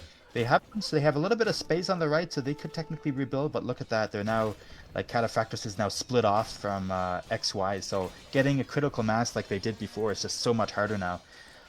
So the only option is just scatter those cavalry around the map and see what you can do by just being everywhere. But yeah, I'm trying to think of like the win condition here, if there still is one for Team Pavlako, but I'm not sure there is. I mean, it really is like trying to reset this mass from Sitaux. You think so? That's the only way. They have to stop this, because look at how many farms have been idle. They've lost dozens of farms that are just idle, and they need those farms back, but I don't think they're going to get them. The thing though with this death ball though, they're not going to be able to get the mass to clear that death ball, and they're GG. they're kind of just they're just kind of running up against it. 160 kills from the remaining arbalists. What a game! I mean, some really great back and forths, pushing across the map, pressuring each other, and that engagement, that timing in the early Imperial Age, that was amazing. Like both teams doing exactly what they needed to do in Yeah. that game. And honestly, Smilaux came out ahead, but big props to Pavlova&Café for their strategy. They knew what they were doing. It just wasn't enough in that particular moment. Yeah. I gotta look if you look at the kill count here, see Sitaux of course taking the gold on that one. The thing though with these death balls is that they're like they're sure they're disabling farms, but it's a relative like the archers themselves are relatively slow. So it's almost like you have to at some point just it's kind of like Hannibal in the Second Punic War. Like at some point you don't engage Hannibal. You just destroy everything around him. Yeah, And eventually he can't win because he can never he wants that pitch battle, and so exactly. I think it played into Smilo's hands where they were trying to fight the death ball. It's like that's what they want. They want you to lose everything at this mass of archers. You almost have to like kill everything that's not that mass. So anyway, it's hard to do. It sounds nice in theory, I know, and Yeah. here I am in this like I armchair. think that I think the thing is though that like their economy was so tightly packed, and Yeah, Sito and Smiley were walking yeah, into that economy, and like they just could not fight competitively without it, and so they had to yeah. fight. Yeah, like we saw Smiley doing, even if they spread their economy, Smiley had those paladins that she was using to just raid, raid Pavlavo's economy. So, yeah, exactly. They had the same, unfortunately, the dilemma come at them, Yeah, I it's mean, not just the death ball, it's also the paladins everywhere. I think it really is just like you can't lose 50 farms and still win. Like it's you have like they played for time really well. They were under pressure. The cannons were already out, and they were waiting for certain key upgrades, and they managed to strike before Paladin was in. They did a great job, I think, picking their time, their moment to Yeah, do it. I think once they lost that fight, like they had planned to win it, and I think at that point it was hard to know what to do. And they tried a lot of good stuff. XY went up to the right side, tried to put on some pressure, tried to cut off reinforcements. But yeah, it just wasn't enough. The pressure was there, and they couldn't beat the ball. yeah. But I'm seeing people really in the chat are fantastic all game. yeah, that's right. Everyone is just saying what a battle that first Imperial Age battle was just Absolutely, that was incredible. an amazing game. Mm, yeah, and it's interesting. I think it did come down to the archer numbers there a bit, and yeah, someone in the chat knows what I was referring to, the Fabian tactics. I think that's what it was called during the Yeah, Second Punic War, where you need to avoid no one could beat Hannibal in battle, but the Romans won the war because it's they learned after a they couple of really yeah, brutal they defeats. avoided that. Yeah, Yeah, they avoided that death ball and just took out everything around Hannibal. So Hannibal was just stuck with no one to fight. But yeah, I think, and someone else said, anyway, it doesn't always apply in every situation, obviously, and then Smiley had cavalry as well. So only scrolls, I think it was gold. If that was Camel instead of Hussar, the fight would have gone the other way. Okay, so only scrolls saying maybe it was the gold difference there. Yeah, it might have. It's one thing to have a lot of vills, but yeah, like maybe they were yeah, down and I on mean, gold a bit. I think XY was really trying to play into that Gurjara bonus, getting tons of like those Hussars were like, what's the discount on those with the upgrade? I forget if it's like 25, 30. It's something. It's a really um, significant bonus. But okay, so next game is on. Yeah, R2, I see it. Thank you. And we'll get into the next game now, and it is on Haboob.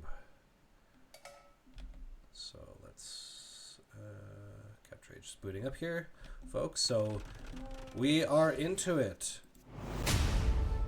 Game 3 of the finals of Pangea 2v2. Sorry, we got a bit of. I'm gonna go. Yeah, okay, we're back up to live. Excellent. Yeah, so Pangea's 2v2, a stellar division, top Elo division final match, and Smilaux are up 2-0. So this is. They could win it right here on Haboob. Yeah, this is a do or die for Team Pavlova&Café, and they have a chance now to turn the script. And I mean, can they reverse sweep Smilaux? It's one heck of a challenge, but Pavlova&Café is a solid team, so could happen. We'll just have to wait and see. But yeah, this is a elimination game now for the warm colors. Yeah. Haboob, I remember the last time we streamed this map, we had all those wild villagers running around building towers on your like opposite player. What do you think from the so just in terms of the civs here, we have I mean, I Magar and see. Britain. I worry for Pavlova&Café Yeah, with Sitaux on Mayans. He's shown just how strong he could be on the Civ, and yeah, it's like Portuguese last game has a discount and really enjoys those discounted archer civs and just getting that huge mass up.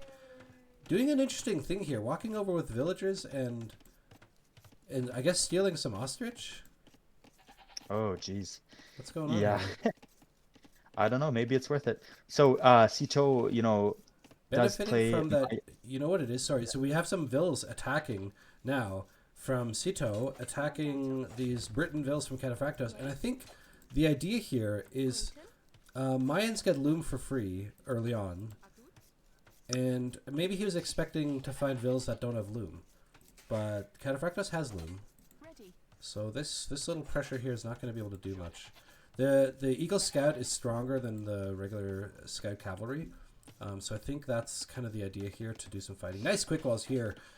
Won't Yeah, be look at enough. that. Yeah, no, it will be. We'll get us. Oh no, they get through. They didn't tap that wall enough. So just some like cheeky pressure coming in from Sitaux here, trying to take advantage of that Mayan bonus with the early loom. Right. That is a really tough thing to deal with here. I mean, I just imagine anyone watching here, like if you've ever faced this before here, like it's really the Nice worst thing to save see. on the Vil, by the way. Kataphratos just body blocking that Eagle Scout, so it doesn't get the last hit on that. That Vil was one hit away from death. Managed Nice. to stop that. So it looks That's like right. what Sitaux is doing here is putting on some pressure with the Vils, but then, once the pressure looks like it's not going to accomplish anything, just grabbing as much food off the zebra and ostrich as possible and then running back with the load full of food.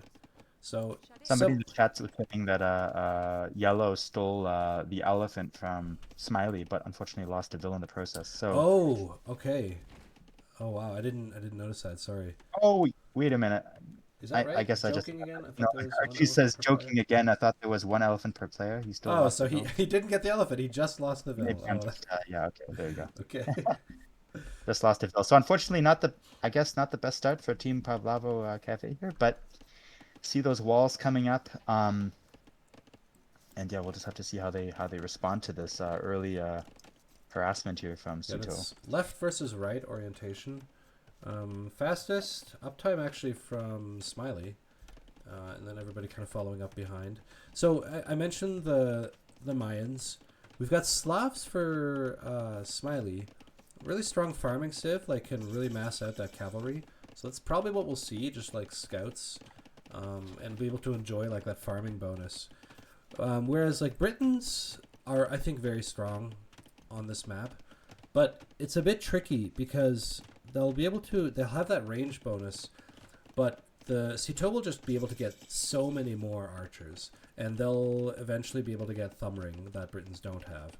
I think in the Castle Age though, the range is just better than thumb ring. So Sitaux's game against the Britons when the archer mass comes out will be to try to jump on them and like get those archers, those British archers, not British, but Britain archers exposed. I keep wanting to say British, by the way, but it's not. They're not British yet, I guess. Um, So wait, what about the Magyar Cav archers? I'd like to. I mean, I'd love to see XY use them yeah, effectively somehow and really just harass because the map is not as open obviously as Arabia, but it is a relatively open map. it would be an And interesting pivot in the Castle Age to see those yeah, because I I Magyar initially, I think the archer or the ranged mass will be over to the Briton while XY gets scouts because scouts get that free melee upgrade. But I think it would be interesting to see if those come out later in the game. We have some Smiley trying to do some raids here against XY. XY managing to do some Vil fighting, holding off. It's got a spear out now, so those won't be able to do too much. First archery ranges are out. Double archery range for both. Sitaux just a bit quicker to it, and of course, with Mayans can get them out for cheaper. Okay, so we're seeing a defensive tower here from Smiley, so we'll see if XY can get some damage in. Looks like he's walking straight into a prepared position though, so he might go onwards and see if there's other places to raid here. So yeah, I'm really interested to see how, whether the game turns into like an open situation or if either side is able to lock it down. Because in the last, from what I've seen from this map, you can lock it down, but there's just not enough resources in that small space there. You do need to venture out eventually, and so we'll have to see how the team Pavlova is able to take advantage of that, either with Cav Archers, or if it just turns into kind of like game one where they're just really defensive quite early. And so here, this first engagement now coming at XY's base, and Yep. Kataphratos having to walk over, but kind of exposing his army in the process.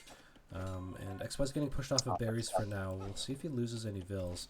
Yes, he's got one exposed injured vill. You know That one, not quite. Doesn't go down yet. This might be tough. XY has some scouts that were raiding Sitaux at the very top, and so they're out of position. That could either be a good or bad thing, but I think it could be okay. Kataphratos has come over with his archers, so we could have enough of a mass here. But the issue is just, can you fight your battles with both your armies present? Because it's all about positioning. Yeah. And we've seen players when they have two armies in separate spots and one team is coordinating. Yeah. Unfortunately, it's really kind of runs away. Kataphratos cannot reinforce this position right now. But as you mentioned, XY had those scouts out of position. He decided it was not a position he liked, and so he pulled those scouts back to try to help. But now the Team Smilaux is positioning themselves between the two bases, so Pavlova&Café have to be so careful. They can't let themselves get cut off like this. Good engagement, though, of those scouts onto... well, I thought it was a good engagement, but actually the archer mass from Kataphratos is just gone. Yeah. Completely reset. You just gotta... Sitaux is now chasing down those archers, and Kataphratos has to delete a wall and try to get back into his own base. But he's going to have his archer mass reset again, and this is not looking good for Pavlova&Café. Just that archer mass that we're seeing in every game, Sitaux, like 13 kills. It's 13 units and has 13 kills. Like it's every game we see the same thing with Sitaux. He's trying to get a tower up, but it's way too late. Yeah, it's too late. How do they, do they have a way to deal with this Sitaux archer mass? It's just really tough to think deal with. Sitaux just walks through. He's gonna go and harass the wood. I think now Kataphratos needs to get a tower up here next to his gold. Okay, he's gonna do that, and he's gonna try to get his gold secured, and just keep getting that mass, and hopefully this time not lose his mass again. Meanwhile, Smiley doing a good job mixing in some spears with the scouts to win those, scout versus scout engagements. Just a couple of spears mixed in there. Meanwhile, Sitaux harassing Kataphratos. And nice catch there from XY to catch some of Sitau's archers out of position there. So there's hope here for Team Pavlova, but it's really tough. It's that archer mass from Sitaux is just a recurring problem, and so they just have to find a way somehow to catch it out of position and have two armies face against one. And we're also seeing, absolutely, and we're also seeing something that also Sitaux, obviously, he can micro two archer masses at the same time.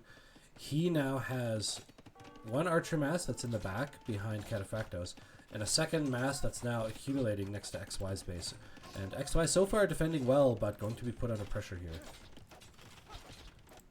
Folks, I I really liked Team Pavlova&Café's position in the last game, but I'm pretty I'm kind of not so good at this one, right? Yeah, I'm not even sure this is going to go to Castle Age. I mean, because unfortunately this map is really open. It's really, once you have your economy start being, and that second archer mass, by the way, from Sitaux has now come in the back. Yep.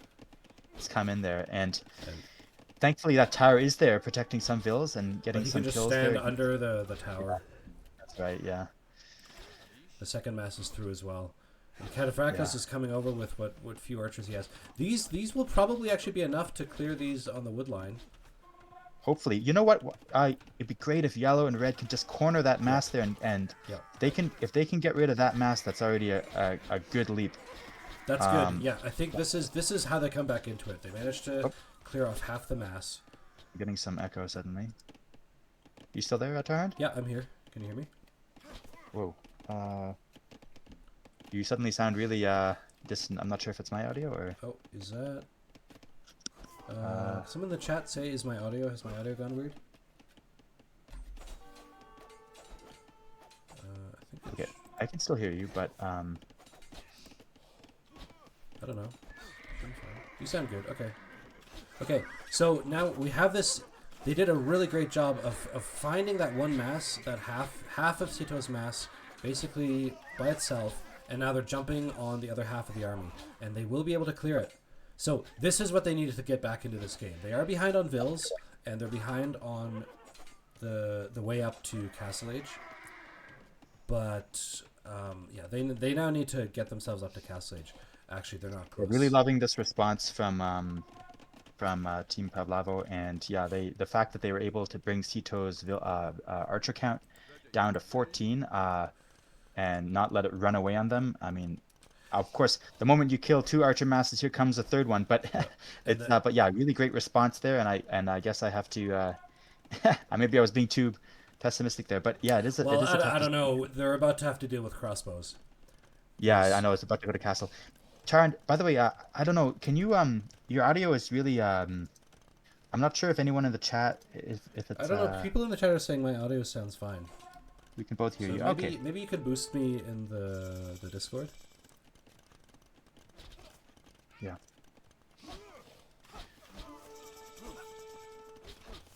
Yeah, and here we have Castle Age. Yeah, and they're just calling GG. They're too far behind. Yep. Yeah, they see that Castle Age, and we have a 3-0 from Smilaux. Amazing. Amazing to congrats to Team Smilaux. What a performance today. I will say that it's yeah, like this the just use of the mass there and then having each map down like that is just absolutely impressive.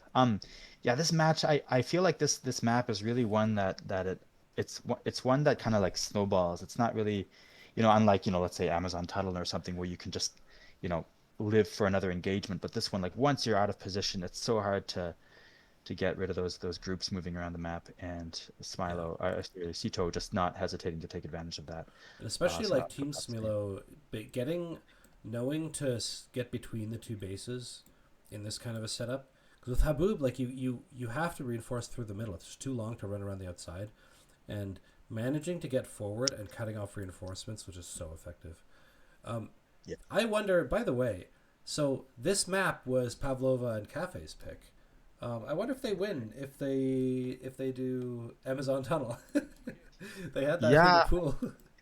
I would have gone, but yeah, because we saw them do really well on Lombardia, or at least they came, yeah, put some great pressure. And I honestly think they had the edge for parts of that game, for sure. And so maybe kind of, I mean, possibly they wanted a different style, but yeah, taking that approach, maybe they would have had but even after Amazon title, they would have had to play on one of these maps afterwards.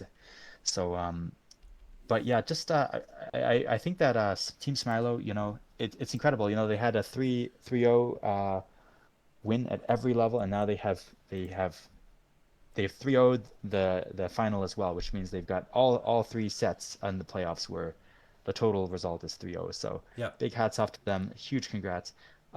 Amazing play, but also hats off to the opponents here, Pavlova&Café, because they had a really dominant performance leading up to the final, and actually I think they did really well here as well, and it was really entertaining to watch, especially especially game two for me was definitely a highlight. But absolutely. obviously, I love that game. That was so nice to watch. yeah. We're checking with the players, see if anyone wants to come in and yeah, all absolutely. Yeah, absolutely. Join for an interview. Just jump into the live chat. Yeah, looks like we'll have a couple of players coming in here. Here they are. Welcome, Hello, Sitaux. hello. Hello, Hello there. welcome. Thank you. Congratulations. What a performance. Really impressive.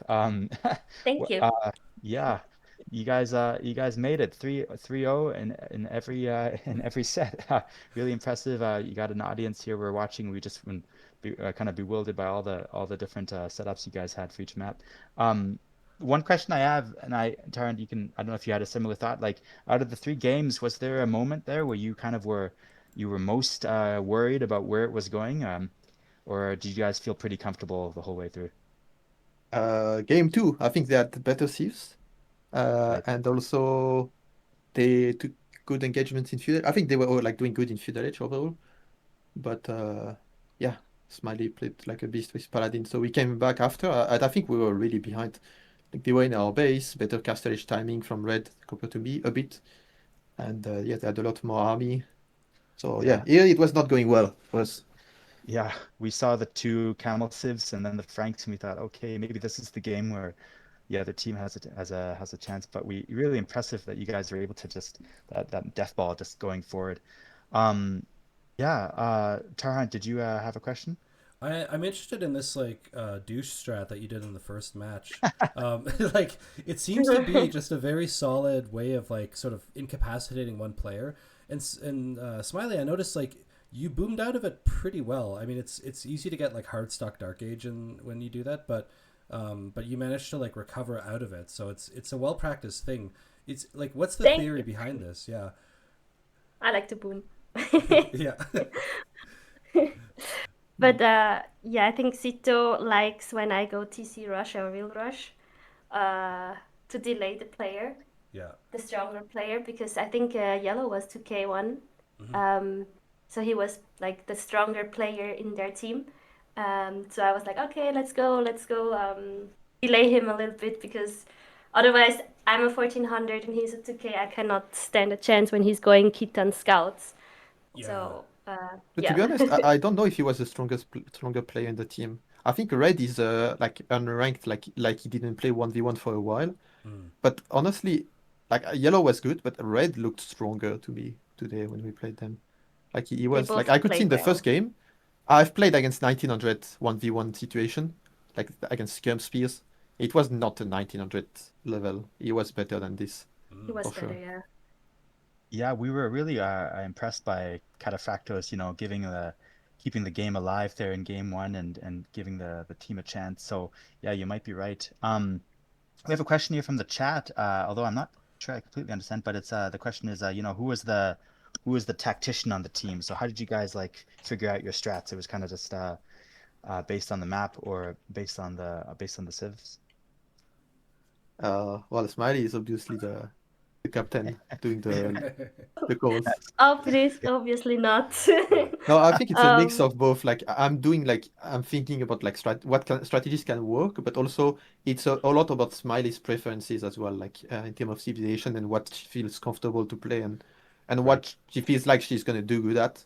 So it was a mix yeah, of me finding strats and her like telling me what she prefers, basically. Yeah, because one of the things we were thinking about is, how do you guys balance that out? Because that you have two players there on the other side, they're around 2K, and then you guys have like, obviously it's a, 1400 and then 27K, I guess.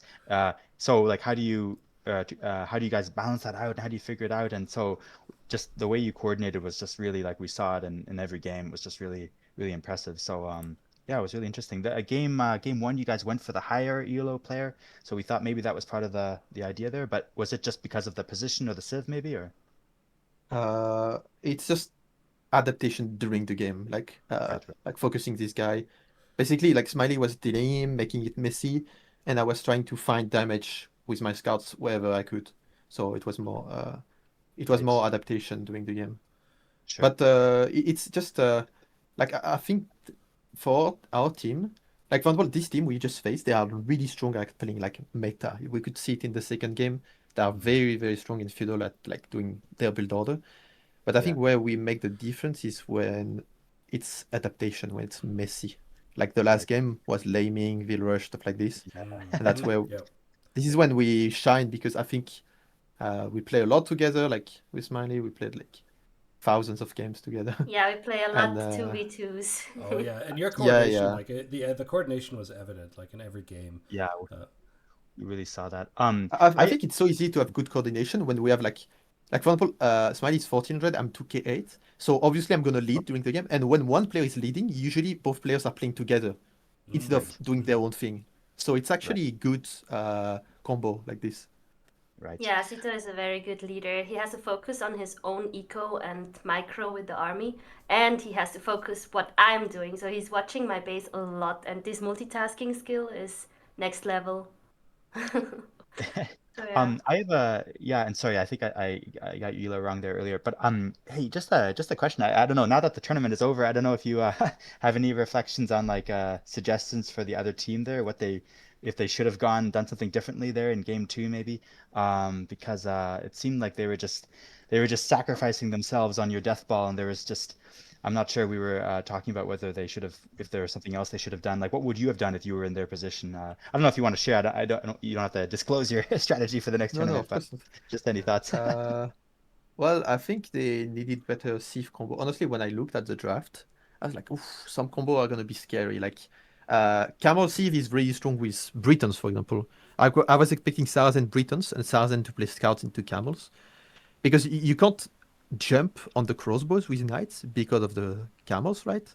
But you Right. cannot say long distance because the crossbows keep poking, with mm, Britons. So it's really hard. Like the crossbows can get free damage and we can never jump. And also, like Britons is by far the best Eve on Lombardia with all the cows. It's just so strong, oh and yeah, both true. players fighting together all the time. So that would have been scary, and it didn't scare me as much in the last game. Like last game, for example, Abub, something like super aggressive early feudal age, maybe Ethiopians. Uh, and also in the last thing is when they take fights, I think they were mismicring sometimes. I think the archer player was trying too much to snipe my archers. And what was happening is I was shooting at the scouts and dodging, shooting at the scouts, dodging, while he Mm, was just shooting at the sand most of the time Right. because he was. interesting. So just needed to DPS the front line more. Yeah, exactly. Except when you're close enough, what you can take is just a group, just like 7, 8 archers Yeah, are like usually the good number to one shot opponent archer. yeah, Uh, so just to make sure, and yeah. then you take this and you just one shot the archers when you are close enough. When you're But close enough. otherwise, you just yeah. Yeah, Otherwise, you just DPS stuff. We interesting. have a question here in the chat. Just wondering if you have any thoughts on the maps. Do you prefer like the standard pool maps, or would you prefer like more custom maps for a tournament? Do you have any thoughts on that? Did you like the maps or? Did you like it, Smiley, or not? I like it. Arabia could be in the map pool. I think Arabia was not. I like Arabia. I had a question actually about your map picks because you had two nomad maps, sort of as your home maps, and I'm wondering like is that part of your strategy of like keeping things messy?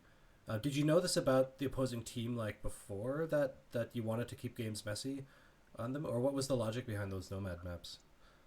Uh, I at least I realized that like messy games are like games where you have to do decision making are gonna be good for us in the last round because in the group stage we just played meta against the BEG, and they are like 2k5, 2k2, Mm-hmm. and uh, and we lost.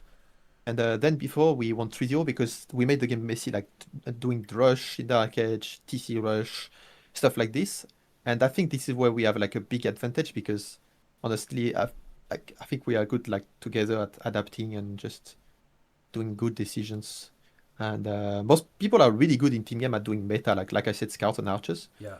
And for example, if we take let's say red, let's say if we play scout and archer meta, I think there's like maybe 200 elo difference between him and me. But if we play like adaptation decision making, then there's like 1000 elo difference. So Mm. it's like it's more difficult to play when you have to adapt, and that's what Smiley, even for level, she's really good at as well. Right. Um, yeah, that's I have a couple more questions. One is yeah, just curious. So you mentioned kind of the Arabia and the team games. So just to say, like, do you enjoy like is it playing team is kind of like a bit more more fun than the kind of intense 1v1? I know you just played in the Kings of the Desert 6 tournament, and then you've got the Titans League coming up here. So do you any thoughts on your preference between 2v2 and 1v1? But I prefer 2v2, of course, because I can play with Smiley. But Nice. Aw. That's if awesome. I could only play team game, I would only play team game. It's much more fun. Like there's also more decision making, uh, because you have to like coordinate, right? Mm. Yeah. So yeah, 2v2 is much more. I think 2v2 is nice. 3v3 is also very fun, but 4v4 is not so fun. 4v4 is Right. like 2v2 on each side, and Yeah. it's usually when there are elo that are not balanced, it's like one side snowballing, the other side getting snowballed. It's like Right. it's not so interesting. And I was also wondering because we were talking about at the beginning, you've played against this team before, and we were wondering how, this was basically a rematch. So were you worried that they would like, basically see what happened last time and you'd see some new strategies there? Like we were kind of curious about any kind of thinking about that. So were you worried they would change their strategy given you've already played them once? No, because we didn't really have strategies like prepared for the matches. We're just We going didn't into the match and just practice. I mean, just we were Fair. just going with the Nice. flow, so they couldn't really you read know, what we were doing. in the beginning, we were like, or me, I was very nervous all the time, and I played way worse when I was very nervous. And from time to time during the tournament, I was like, just remember, it's like a normal ranked game that we face opponents. I just need to mind, and then I can play decent. Otherwise, yeah, it was hard for me. So Right. yeah. And I mean, it really looked like you hit your stride because like you took some losses in the group stage, but then 3-0'd all the way through the knockout rounds. And I'm wondering, like, I mean, you mentioned like you learned to make games messy against like a lot of these like, you know, players who are really good in meta, but maybe not as good in decision making. Is there anything else that kind of changed as the tournament went, like as you're adapting to maybe the maps or the players? Well, adapting to the players for sure, but I think we adapted to us more than to the Yeah, opponents. Like yeah, we found what we liked during the match, during the yes. tournament, sorry. And yeah, we didn't really analyze so much the opponents and think, oh, they like this, they like this. We're gonna play this. Hmm. No. Yeah.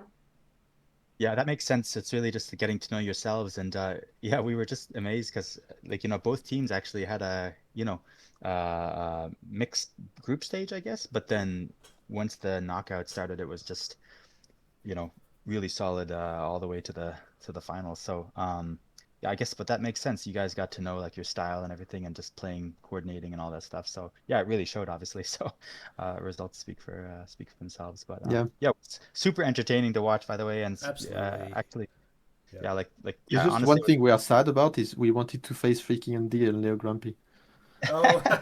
once in the tournament. Yeah. Oh, So you didn't face them at all. Yes. Oh, no, we wanted to No. face them once in the tournament. yeah. They maybe lost it's one game before Kataphratos and okay. Because they have a bit XXYY. of a similar team as us. Yep. Okay. Definitely.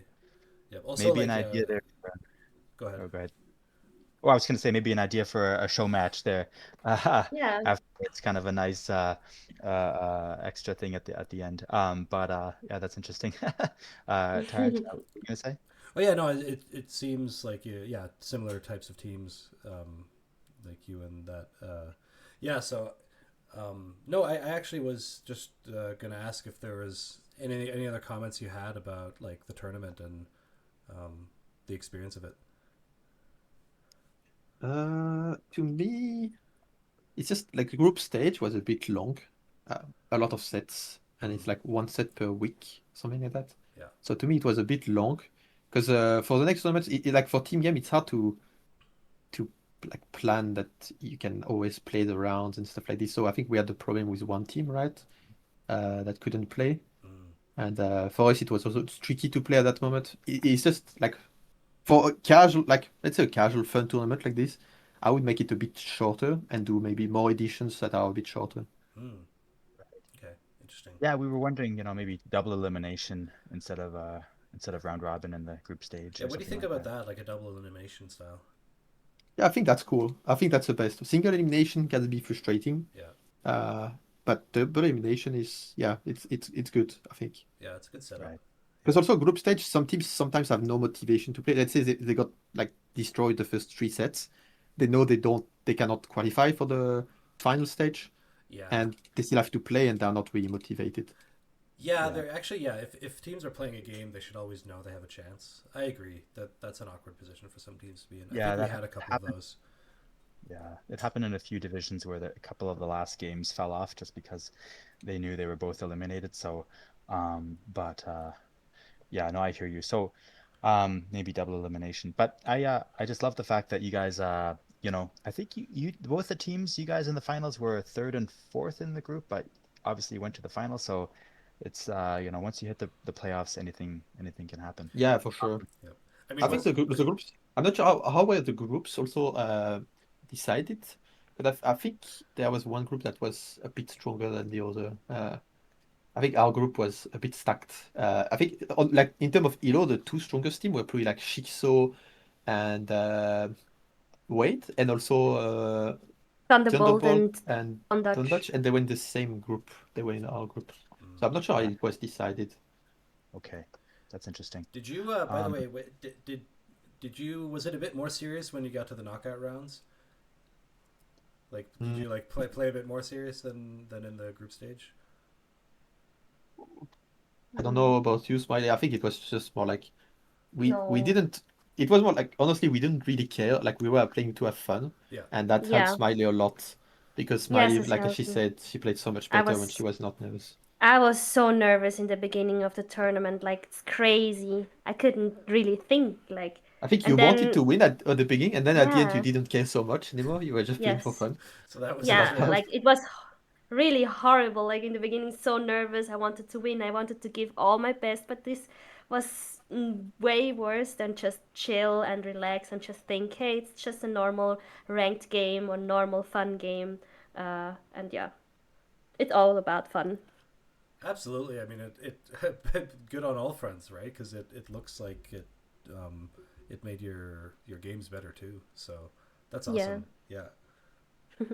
Yeah, we've just been we casted a couple games in different divisions, and yeah, it was really impressive how folks were planning for it and everything. So really glad you guys enjoyed it. And I was gonna say, like, I hope you guys. I mean, I'm sure Hermetica will organize future tournaments, and obviously we'd love if you guys come back for future tournaments. And some folks in the chat are saying, we'd love to see a a 2v2 S tier tournament or something like that. But even such similar to this, maybe double elimination, similar thing. Hope you guys enjoyed it and would be interested in a future tournament. Yeah, for sure. Yeah, Nice. Well, it was fun. it We had fun was overall. fun. So Thanks for hosting.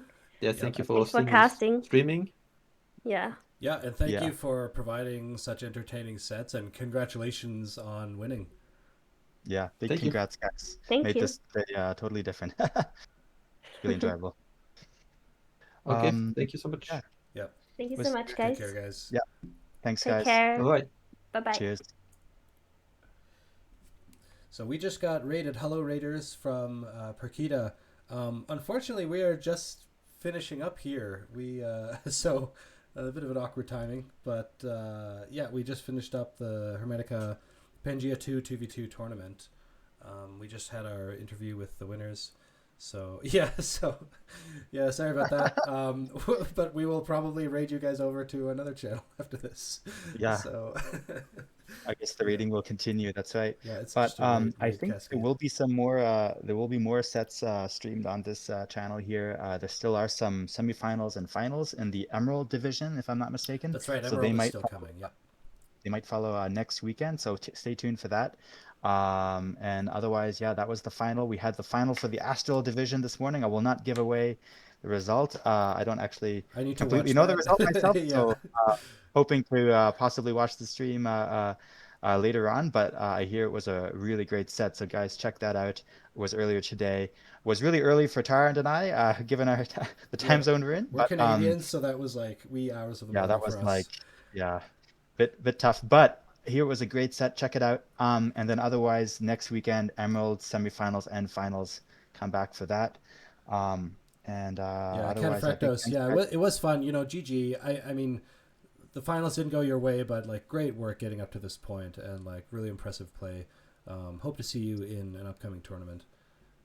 Because Yeah, exactly. Big hats off to Kataphratos and the whole XY. XY. Yeah. Honestly, like the fact that you go to the final in such a long tournament shows the grit that went into that. So really enjoyed watching the set. So congrats to you guys as well. And absolutely.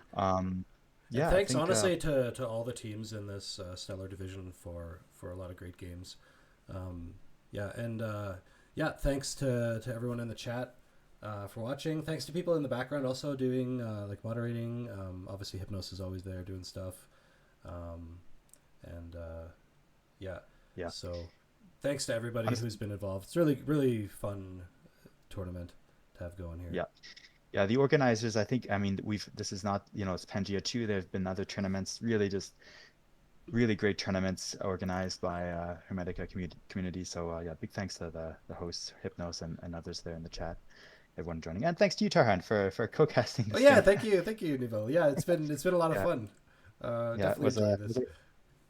Quite a ride. The first game there, unfortunately, the tech issue kind of was a bit tough, but we worked through it. And then obviously, I mean, I really loved that game too. It was really a highlight, and so it was really enjoyable. So hopefully these are really fun to watch, especially like they're way above my level of play. So yeah, I learn a lot too by just like watching what these players. I won't lie, it's a bit intimidating when you're like commenting on like a 2,800 elo player. It's like I don't want to second guess any of the stuff, but anyway, you can tell we're just having fun. So hopefully you guys took it all in stride and enjoyed the show. So yeah. All right. Fantastic. Yeah. So I think that's it. We'll rate off to someone else. So thank you everyone for joining once again, and hope to see you in the next one. Cheers, guys. Thanks, everyone.